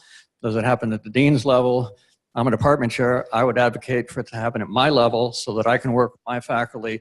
As long as my department can produce what we're expected to produce, it would be great if I could work with my faculty to decide who's going to do which parts of that productivity. I just gave away what I would like to have happen, and we are interested in what you want to have happen. Does that make sense as sort of some organizing parameters? Okay. Then the last thing is, on the board you have a cool piece of technology that we're going to try to use. We want to hear from people out loud, but if you want to, on your phone or your laptop or device, you can log in to an email address. Is it up there? There it is. If you want to give us a sticky note, and you may or may not have seen this before, it's used in classes, but you can type in a question, a comment, a suggestion, and it's going to pop up on the screen behind us so that everybody can see it. I'm going to try to ask if they can leave it active, so even after the meeting you could continue to provide your input, and this will be just a big data collection process for us in addition to the conversation that we can have. Stop talking so we can start having the conversation. I'm going to hand this to Queter, I think, so thank you. We're good to go. So I guess, Chuck, what you're proposing is that the first 15 minutes or so on that first segment,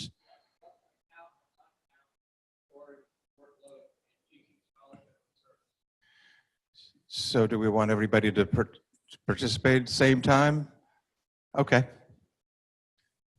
You want to? Just a few notes on how this works. The top one is just an email address. So you can just send an email to that email address from your email, and it'll just make a post-it note that pops up on the note board.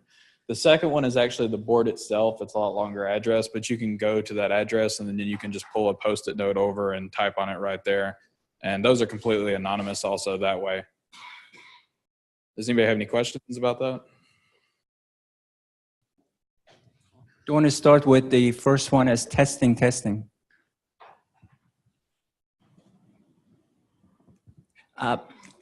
In terms of the first item, I wanted to make sure that maybe one thing that we want to focus on, are there things that faculty members right now doing that doesn't count as part of the workload? And I think that probably is one way of looking at it. Or are there things that we count and we shouldn't be, or it's not going to serve our students and our university as well, and maybe we should have a different focus? Would it show up automatically? And this, by the way, this technology is not to take away the opportunity to have the conversation. So if you want to raise your hand and say something, we're not forcing anybody to just type in their comments. So by all means, please. I guess I can start since I've been part of this conversation for a while. I was on the first iteration of the committee that worked on this last year, and then I'm on the committee this year. One of the things that I brought up before in this context, service comes up a lot, and I think a lot of us would like to see some credit towards service. And I've talked to the president about this too, and there's different degrees of service that we have to think about. So most of us do service to the department, serving on departmental committees, you know, approving curriculum through our own departments that move up the channels. Some of us serve on university committees, curriculum committee, or the performing arts committee. Those don't take, some of those take more time than others. A lot of them don't take a great deal of time, but others of us do a great deal of service above and beyond those kinds of things. For example, I'm managing editor for a journal, a national journal. I probably have 60 papers that I personally have to have a hand in editing. It probably takes a full 8 hours a week of my time just to do the managing editor duties for that journal. That's a lot more work than serving on a committee that might meet 2 or 3 times a year. And so I think, and it provides, in terms of recognition for the university, something like a service to, like if you're a president of a society or editing a journal, that goes out across the country as with your name in the journal as the editor. People from universities across the country see that, libraries see that, publishing companies see that. So there's different degrees of service, and I think we have to tackle that. What is service at the local level that all of us do? Do we need to get credit for that, or is that something we do as part of our job? And then what is the service that other individuals are doing that are above and beyond the general duties that we are assigned? Any other questions, comments, suggestions? Please. I think you said something that was important. You said, should those just be part of our job? And my response would be, well, if it's part of the job, then it should count. So be careful by saying that local service, you make good points, but just be cautious about what, just because it's part of the job, we just don't count it. But everybody could be, you know, on those local committees, there may be a percentage across the board. It counts. Yeah, thank you. One of the problems is the complexity. We all are in different disciplines with different expectations and different requirements and what have you. And I've been in a similar situation with you a couple of years ago, and workload changes depending on what you happen to be involved in that particular semester or year, what have you. I'm thinking that the workload issue should be more of a departmental or college issue based on our disciplines, because at a university level, I think it'd be extremely difficult to create a rubric, if you will, for workload. Yes, ma'am. I have a comment about the service, and we do need to give more credit, but we also have to have some ideas of how to quantify or assess the degree of effort put. So somebody can say they're on 4 different committees, but not do anything on those committees. And even if they attend a committee, not volunteer to do any of the work. And that's just my comment about that. I saw a hand. Okay, go ahead. One of the things that I'm concerned about is stage of career with the workload process, especially the assistant professors coming out, and they have these different expectations to publish. They're at a different stage in their career, and if you start counting things exactly the same for everybody, then it's going to be very difficult to decipher that out. And so it's hard to just create a workload, but you got to consider the promotion and tenure components that are part of it.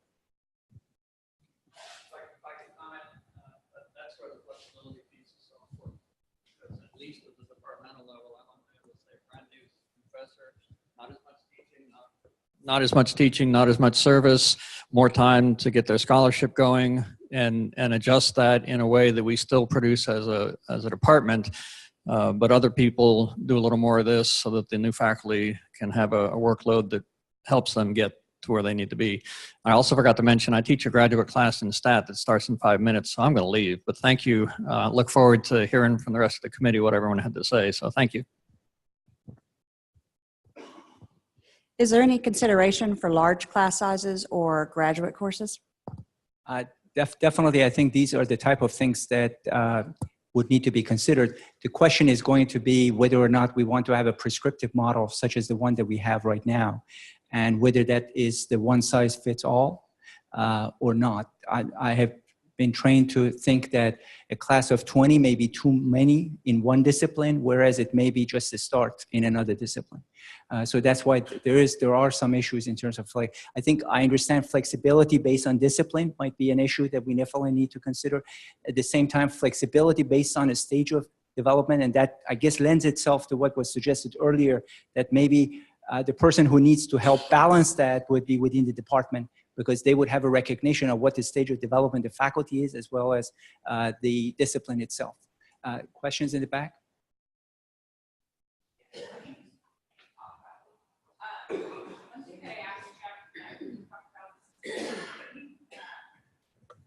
Thank you. Which I think would come up more if we did like a percentage model. I wonder how it works. Like, there's a certain number of classes in every department that has to get taught. Like, no matter what each person's individual load is, like, there's a certain classes we have to offer every semester. And so if we start saying, okay, this person's going to focus a lot more on research or service, and so maybe they'll discount the teaching, it's like somebody still has to teach those classes. So I'm worried about if you can kind of weight it or choose it, then am I going to end up teaching like 5 classes, even though I'm still also supposed to be doing the other things? So I kind of get what Lance was saying about that it's part of our jobs, and that, like, I teach the classes and then I still need to do those things. If we start moving around the weights and letting people count those other things instead of teaching, what happens to if like an individual person gets like a flexible course load, like just the math doesn't add up. So I was just wondering about that. That's a very good point. Comments and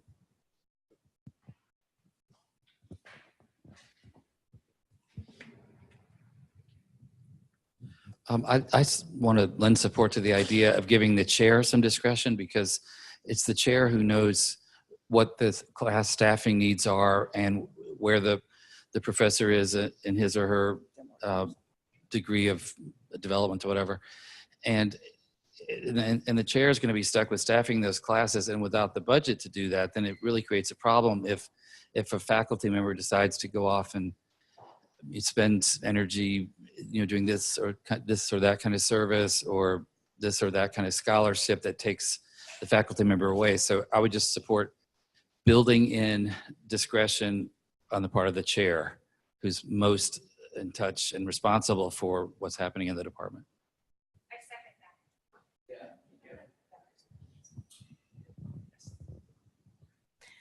In terms of what I think should be included in the workload, definitely committee memberships, particularly for graduate student committees. Anyone who's a member of a dissertation or PhD committee knows that even as a lowly member, you spend a great deal of time reading and editing dissertations, and an inordinate amount of time. So graduate committee memberships, definitely service and advising. If you are the chair of a graduate committee or dissertation committee, you're spending even more time than the members are. Class size, there, especially for online classes. Every student you add to an online class adds exponentially to the amount of work that you do. An online class with 60 students takes, I think, more than double the amount of time and effort as one with 30. And I think, for example, if we establish a typical class size for online students, and my institution chose 20, that was their maximum, then if we choose a baseline, then say for every 10 students above that, it's perhaps the equivalent of 1 credit hour of teaching. So a course with 60 online students should be worth more than an online course with 30. Just my opinion. And then teaching graduate versus undergraduate classes. Currently, undergraduate classes, for example, might be worth 3 credit hours. a graduate class is 4.5. Well, sometimes even the 4.5 doesn't reflect the amount of work you're doing. And there are some who believe the graduate course should be treated as twice an undergraduate, so the equivalent of 6 credit hours. Okay. Hey, so I agree the chair is going to have the most knowledge of what constitutes a appropriate workload for his or her faculty. But I also have concerns that giving the chair too much indiscretion, especially with some kind of workload guidelines that are relatively subjective, may lead to perceived and or real biases in the assessments of his or her faculty. We don't like to think those things exist, but they do. So I think if we put all of this on the shoulders of the chair, I think the chair really needs to consult with their faculty and act more like a chair than a head, and get recommendations from the faculty on what level should be teaching, what should be research, what should be service, and develop some kind of objective workload plan that then the chair agrees with or doesn't agree with, rather than just saying the chair alone is going to say what each of his faculty did or didn't do. So I think the chair is the best person to oversee this, but I think it needs to be a family discussion with his faculty to develop a workload plan that is objective, not subjective. So when it goes to the dean or the provost or the president, he's got the numbers right in front of him and he knows what each of those things are valued in that department for each faculty member.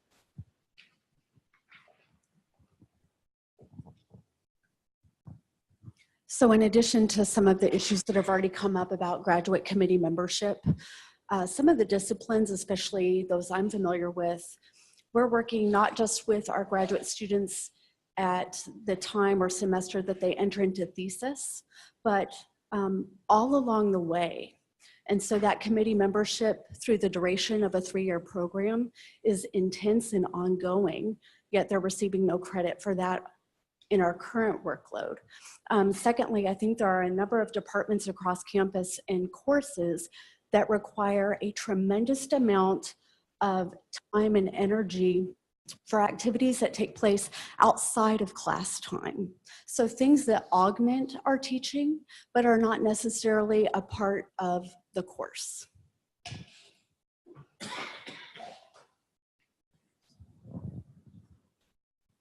Any other thoughts? Are we ready to move on to the next item? I didn't, yes, in the back. Well, there was somebody with, I can hear you. I don't know if the people on Zoom can hear you. Right.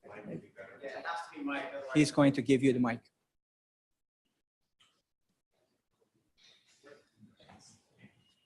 So I do totally agree. It's the chair.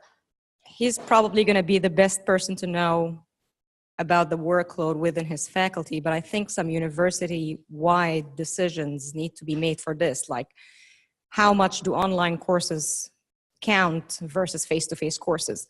Do elective courses count? For example, I know in our school, if I teach an elective course, it doesn't count towards my teaching load. Same for lab courses. So if I have a whole year divided by 4 sections, I teach the same topic 4 times for the 4 labs, but it only counts as 1 when they're coming to count my teaching load. So it counts as 3 hours, even though I'm spending 12 hours in the lab teaching the same thing over and over to 4 different groups. So there are some kind of university level or some general guidelines that need to be taken care of. And this can be used by the chairs in consultation with their faculty to establish these workload policies in each department. Good point. Other thoughts, other comments on what should or should not be included in, I didn't hear anybody say this should not be included in workload. I think we're just trying our best to find things that were not included already. I didn't hear student success. At some other meetings, I had heard that now with the strategic plan, with our focus on student success, should we have also part of the workload? What's the thought about that?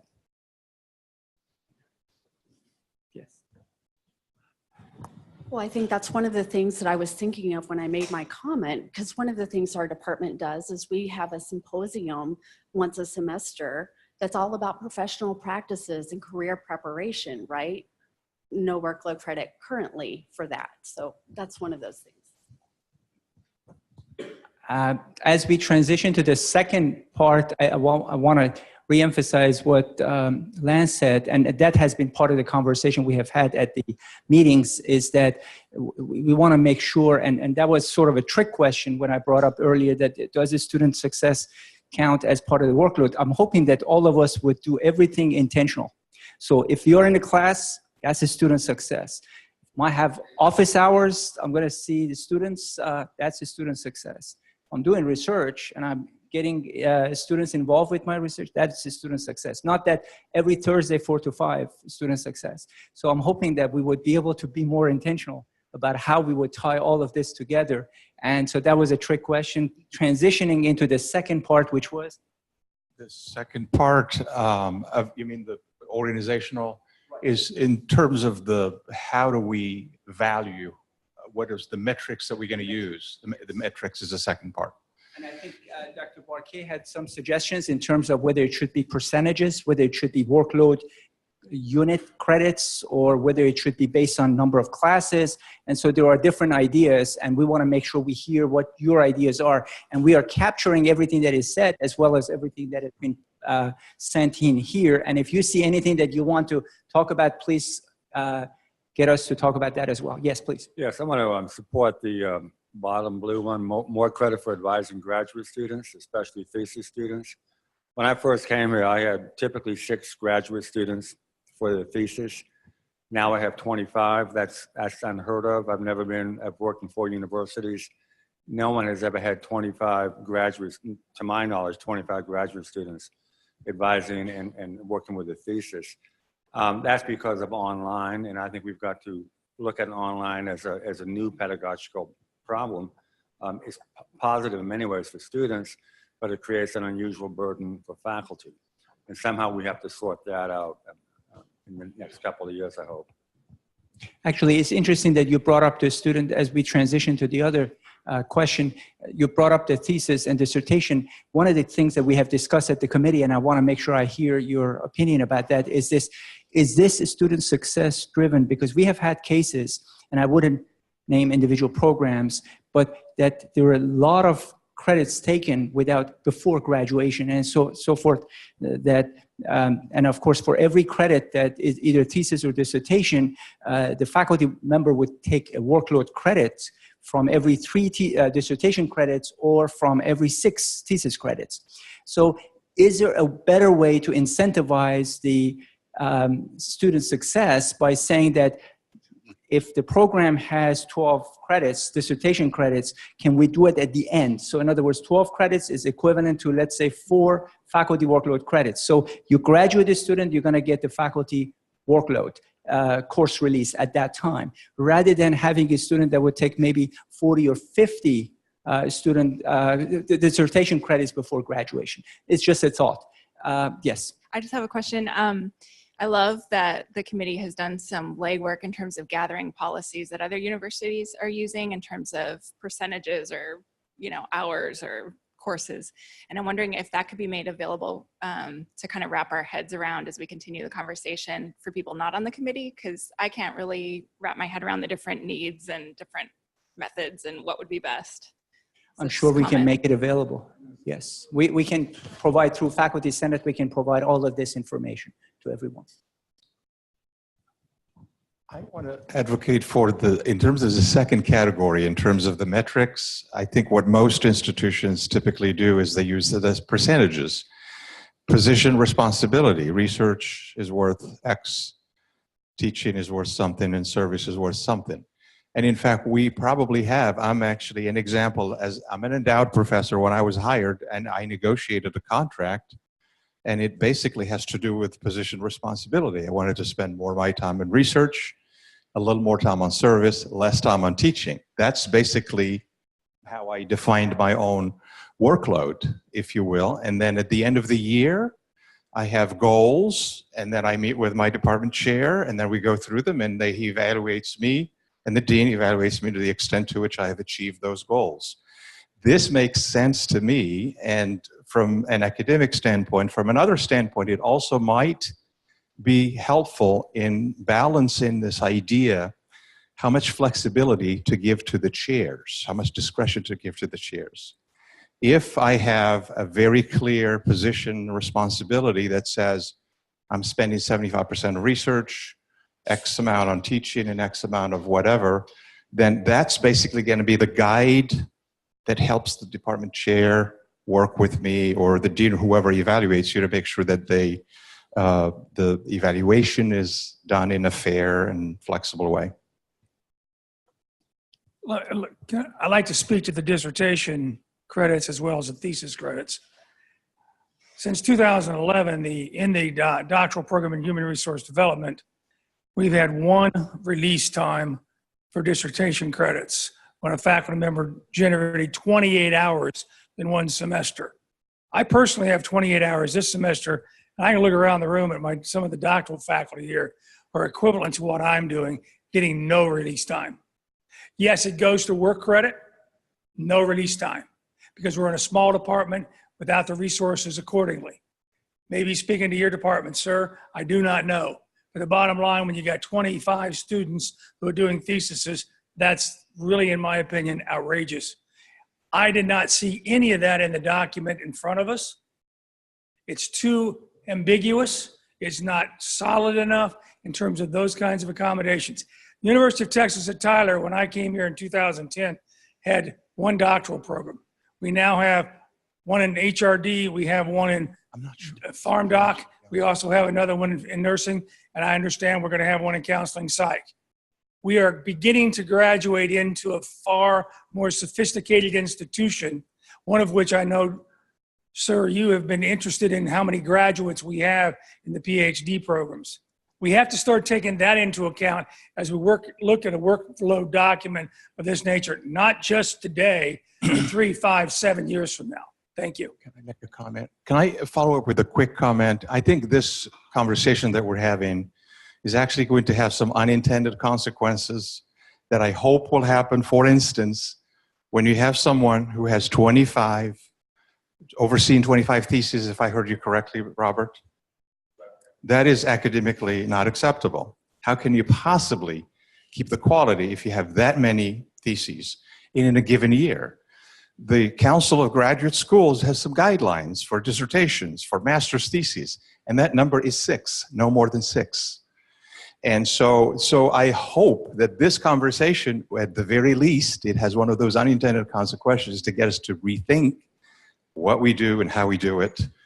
And so we can be in step with the insights that are out there in the nation. So other comments about the percentages or workload credits? I'm kind of the king of objectivity. I want to see details, details, details. And to say that I do 30% this, or 33 1/3 this, 33 1/3 this, and 33 1/3 this, a lot of times goes by self-reporting.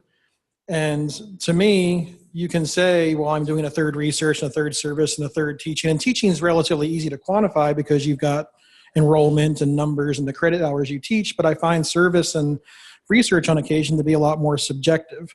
So I really like seeing things that are well-defined.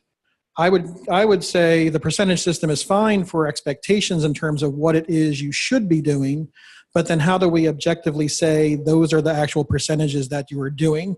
So I actually favor more of a rubric type system, which is going to require a lot of work and it's going to have a lot of variation from department to department. But again, it removes the subjectivity and increases the objectivity. So even though you know what percentages you have, now you've got rubrics with point values that suggest where you are in those percentages. So I think moving forward, and I can't imagine anyone would disagree, the only problem is it's going to be hard. But I really think objectivity has got to be the number one thing we want out of this workload. It's got to be objective. We've got to remove subjectivity, both for the sake of the faculty and the sake of the university. And I will stick with objectivity until the day I die.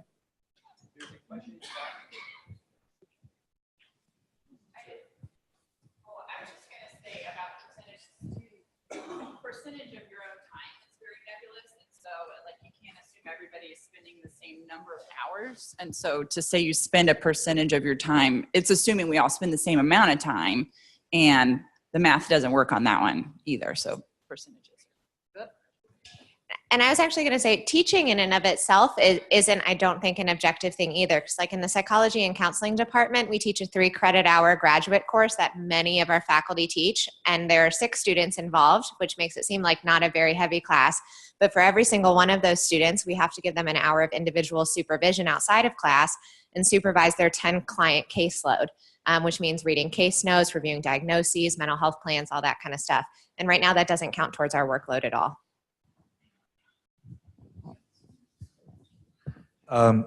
I would vote for something related to objectivity as well. I understand that we would have to give it parameters that would vary according to discipline, but I'm very concerned about something you said. I don't understand on a macro level how and why we're discussing this, really. I understand that we want to include other things. I completely get it. That we want to give credit to different activities. I completely understand that. But I think that the committee has to make sure that certain guarantees are in place. Otherwise, if we give credit to everything, then somebody's got to have to be taking like 3 sections of the same course and being assigned 1.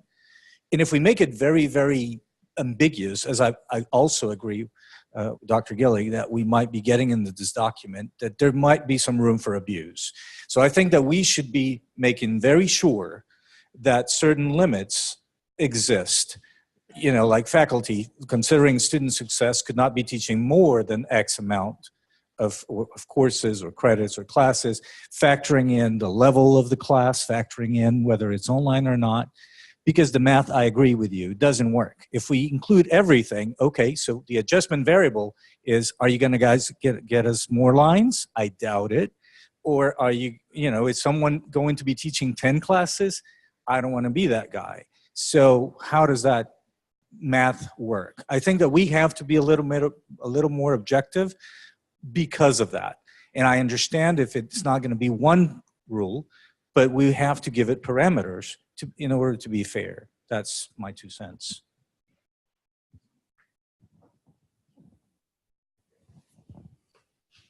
So I have a question regarding that. My pushback on that would be that you push it, the policy is more of a guideline that would require the establishment of college level and department level criteria, and that those would have to be approved up and maybe vetted not just by the provost but some university committee. I wouldn't take that as a pushback. I think it's a friendly amendment. Okay. That's one issue. There is back to the objectivity and what other universities done. It's not my first university. There is a very objective, very clean mathematical way to do some of this stuff, but not everybody will like it. On the teaching, you can simply take the weighted student credit hours taught. So if you taught graduate courses, the return on your money is more from the state than for undergraduate courses. And depending on how many bodies you have in the classroom and what level you teach, you can actually calculate how much money each faculty member is generating for teaching. I was at a university where we had 45 people in my department. At my annual evaluation, I saw 2 bar charts. One bar chart showed the 45 people and their order from rank order of how much money they generated for teaching, and your number was circled. The second graph was how much indirect costs you generated from grants, and a formula with how many publications you had that year multiplied by the impact factor of the journal. And it was in a bar chart of 45 people, and you were circled. At that same university, I had 3 different labs in the 5 years that I was there. Each time I got a new grant, I got a new lab, somebody else's. So you can take objective and do it very mathematical, but that's the kind of system that you're going to end up with. So you do some soul searching and see if that's really what you want in an entirely mathematically objective system that's going to put you in competition with the other people in your department for every single resource. And if I'm teaching mostly big classes and mostly graduate classes, and I'm teaching more on paper than anybody else, then I get the first pick of the resources.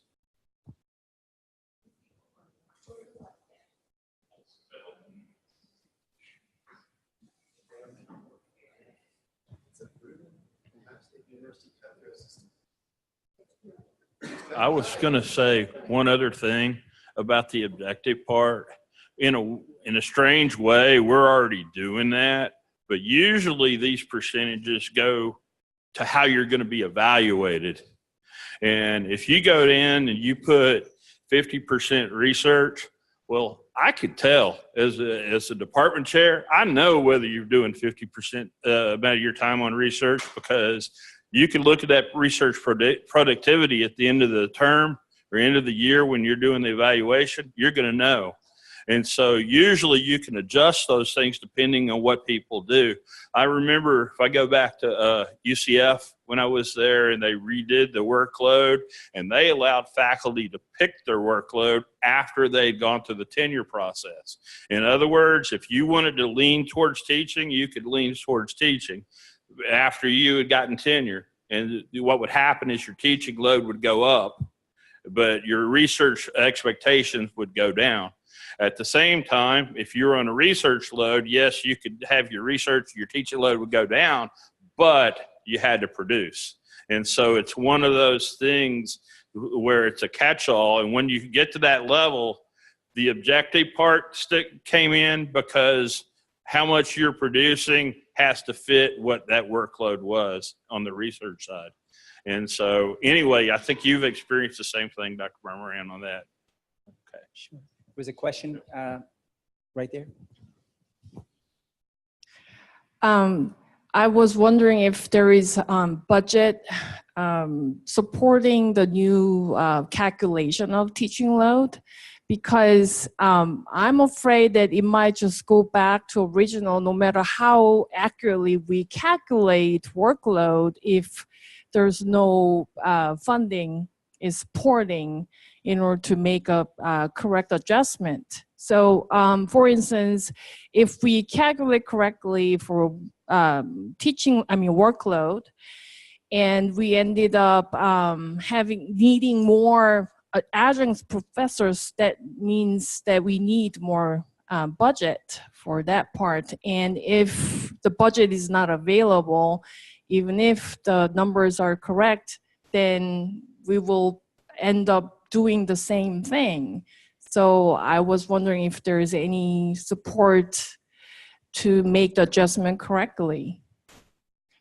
That's one of the questions that has been brought up at the committee, and the committee is definitely looking at that. There are going to be two other things that would be connected to faculty workload. One is the budgetary implications. Of course, there would be budgetary implications, and that's when I think it ties actually very nicely to the third and last segment of our conversation today, which is what level of oversight we need. And I think that's when it comes in, because if a department chair comes in and say, I need 5 more faculty because I have assigned everybody release, you know, obviously at that point you would have to examine and see it sort of an audit and see, are they being assigned appropriately given that the level of productivity that their faculty have, and so forth and so on. So all of that could be reviewed, but we want to make sure that we have a connectivity between budgetary implications and budgetary requests and the faculty workload. So there would be some sort of an impact analysis. No matter what we come up with, we have to run the numbers and see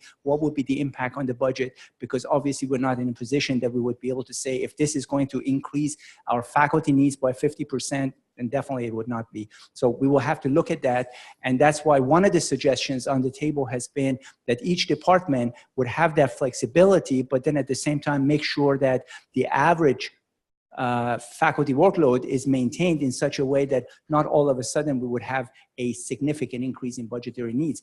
But that's just one of the suggestions. It would also have to be a revisit of the tenure promotion processes, because that would definitely be connected, or should be connected to what is the faculty workload. And then also the annual evaluations, again, as I said at the beginning, need to be connected with the faculty workload policy. But the third part of our conversation today, as Chuck pointed out, was to try to figure out what should be the oversight. And I think that's one way of looking at it, that if the department, faculty, and chairs sit together and try to come up with an objective set of guidelines, and then the result is that we would have each of us X number of course releases, and therefore we need, let's say, X number of faculty. Is this something that the dean of the college would have to look at? Is this something that at the level of the provost has to be micromanaged? Or to what extent we could delegate that to the department and make sure that we recognize the flexibility that we need to have discipline to discipline, and also even within a discipline, as Tom mentioned, in terms of stages of career and a stage of development of the faculty. So we want to hear your thoughts about that. Yes. Yeah, I think that some of that needs to be taken care of as part of the college budgeting process, because the reality is, in fact, if you read the legislation that's driven both the system document and the coordinating board document, it's about the economic delivery of instruction.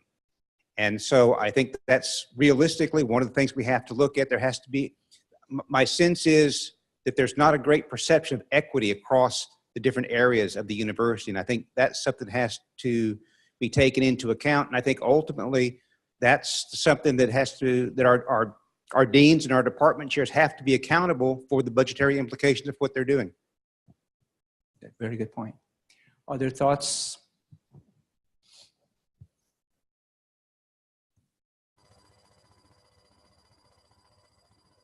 Well, about the faculty workload, yes. Yeah, I just want to go back and talk about dissertation release time. I'm not an advocate for the incentivizing for after a few years of we need the release time now. And I think it goes back to how you define student success. Are we defining student success by the number of graduates and that they're getting a dissertation or a thesis done? Or are we defining high quality, rigorous science in these dissertations and theses that we want to see published? And we've all seen published work that we would not want to be associated with. And as far as I know, our publication, you know, our students are publishing. They're publishing through the curriculum, of which we are advising and guiding and editing and et cetera, et cetera. And then their final one is being published. And that our work is getting out nationally and internationally. And University of Texas at Tyler is on those on those publications. We want, but we can't give, we need the time now. And I mean, already the weekends are taken up with a lot of editing and guiding. A student is coming in, I'm not even chairing her committee, Sunday at 1 or 2 o'clock. She and I are working Sunday afternoon, 9, all day Monday, and half a day Tuesday, just on coding her data and trying to get some, and it's so time intensive if we want to see the high quality work. And I think we just really need to all be together on how we're going to define student success. Thank you. Other thoughts? Yes. Just another thought. Quita, you mentioned earlier that you have a contract that specifies, but that's based on the current system. And I think we'll have to be very careful as we change. You know, right now you're getting, you know, you're expected to deliver 3 apples, but what if it's now bananas that we're counting? And so I think that is one of the things that has to be considered, at the impact on contractual obligations that students or that faculty have negotiated when they arrived.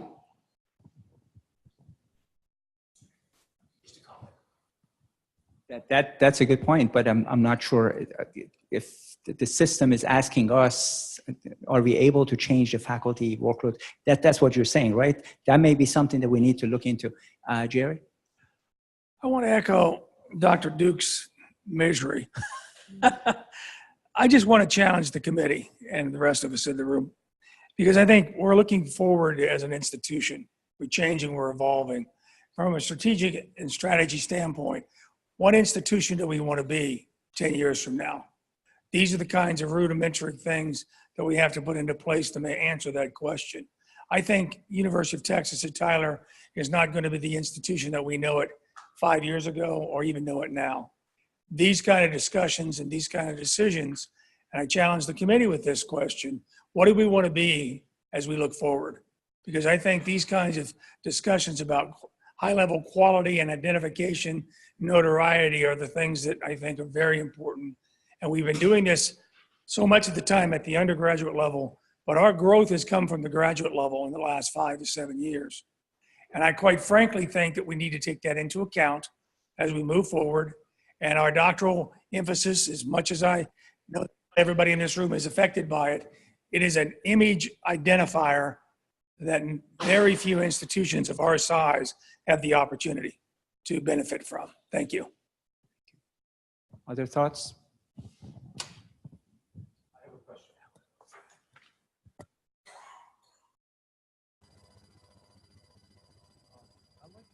If you guys can, tell us what the next steps are. You know, what's going to happen? Because we think that this is, you know, if this is something the system wanted, that we have certain timelines to respect and all that. But I think that you've sensed that this is very important to us. It messes with very, very significant things for us. So I would like to understand who's going to be looking at what, when, and what say do we have on things that might affect us and put us at risk, including on student success.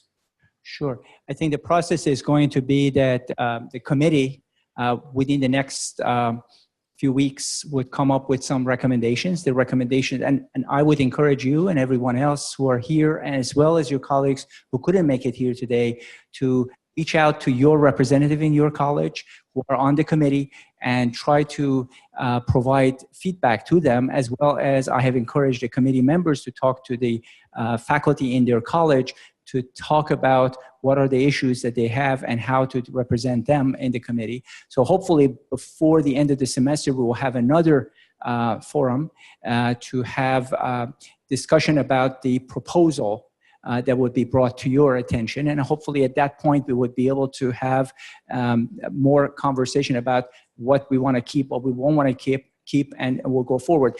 Guarantee you, no matter what we do, nobody is going to be happy with it.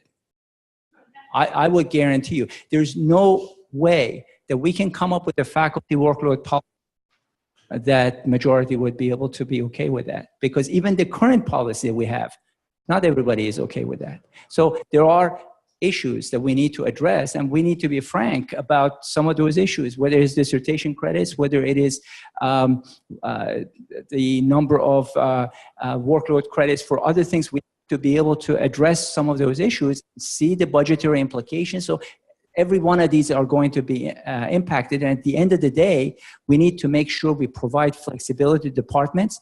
And so ultimately, is it going to be a prescriptive workload policy, or is it going to provide opportunities for each department to be more flexible and decide how they want to the work among themselves? Unintended consequence of the faculty workload policy. So all of these things would have to be, but in terms of timeline, by the end of this semester, I'm hoping by the end of April, we'll have another meeting. And in fact, I have encouraged the members of the committee to reach out to their maybe a separate meeting of like this. Maybe the representative, for example, from College of Business could have a meeting, you all, and then you guys can talk about what makes sense for you guys, and then have that discussion, and he or she would bring back to the committee. But I'm expecting that before the end of April, we should be able to have another forum like this to discuss what is going to be proposed to the faculty. Okay. Sure, please. This point here is really very important. There is representation. The committee has 2 members from each college. And I think it would be really good, helpful to have some sort of conversation that happens inside your colleges and get some feedback that we can pass on to the committee to make sure that your voices are heard, your insights are taken into account, etc. It is obvious to me, I don't know if it is to everybody else, that there is no way we're going to be able to come up with a one-size-fits-all policy. It's just not going to happen. It's near impossible. Maybe a broad enough policy that can have some clarity on what it is that we want to evaluate, what counts, how do we evaluate it, the metrics, and how much flexibility do we want in there? And then perhaps that document can be taken by individual departments and maybe can tweak it to make it work for them. You can make it more objective. You can think about that objectivity, subjectivity continuum. You can make it more objective or less or whatever. So, and our committee is, I guess, is going to look at the notes. We're going to review the notes from Zoom. We're going to try to make sense of some of this information. We're very, very interested in making sure that these voices are heard and feedback is taken into account. Yes. Are we on? Yeah. I've been a faculty member in universities now for 42 years. And I've heard these discussions many, many times. And always when we start talking about giving more credit for service, the implication ends up being less credit for research. If you look at UT Tyler, the direction we're going, as was pointed out, the growth in recent years has been at the graduate level. We're expanding the number of PhD programs. So I would ask this committee to just keep in mind, this is not the time to de-emphasize research. The teaching you have to do, and most of us really love doing it, but the teaching can't be de-emphasized. So if we're going to add emphasis to something, most of us still only get 24 hours each day. And if you're going to spend more of it one way, you're going to spend less of it another. Let's not de-emphasize research. Just wanted to list a couple of dates for you guys, just so you know where the committee is. We are meeting in the morning, and obviously this discussion is going to dominate our conversation in the morning. But our next meeting, if you want to put it on your calendar, is April the 20th. And so if you want to meet as departments, as colleges, and get feedback to the committee, the time to do that would be between now and April 20th. Because April 20th is when we'll meet again. And what ideally we could bring the committee members on April the 20th would bring comments from colleges, from departments. So continue the conversation and keep it going. Just make a mental note that April 20th will be a fairly significant timetable to get some comments to the committee. Because I'm not sure there's another planned meeting after April 20th, at least for this semester. You should remember too that those of us who are representing colleges are your spokesman. So if you are very, very adamant about something or very passionate about something, by all means do share that with your college representative. We are then obligated to take it to the committee for discussion. So let us hear from you. So towards that, I think it will be more inclusive to everybody, especially people that are not here in this meeting, for the committee to call for town halls in each college within the month of April, since we need to come up with something by the end of April. So call for a town hall meeting in each of your schools and hear what people need to say about this. Until today, I did not know who are the representatives in my college. Thank you.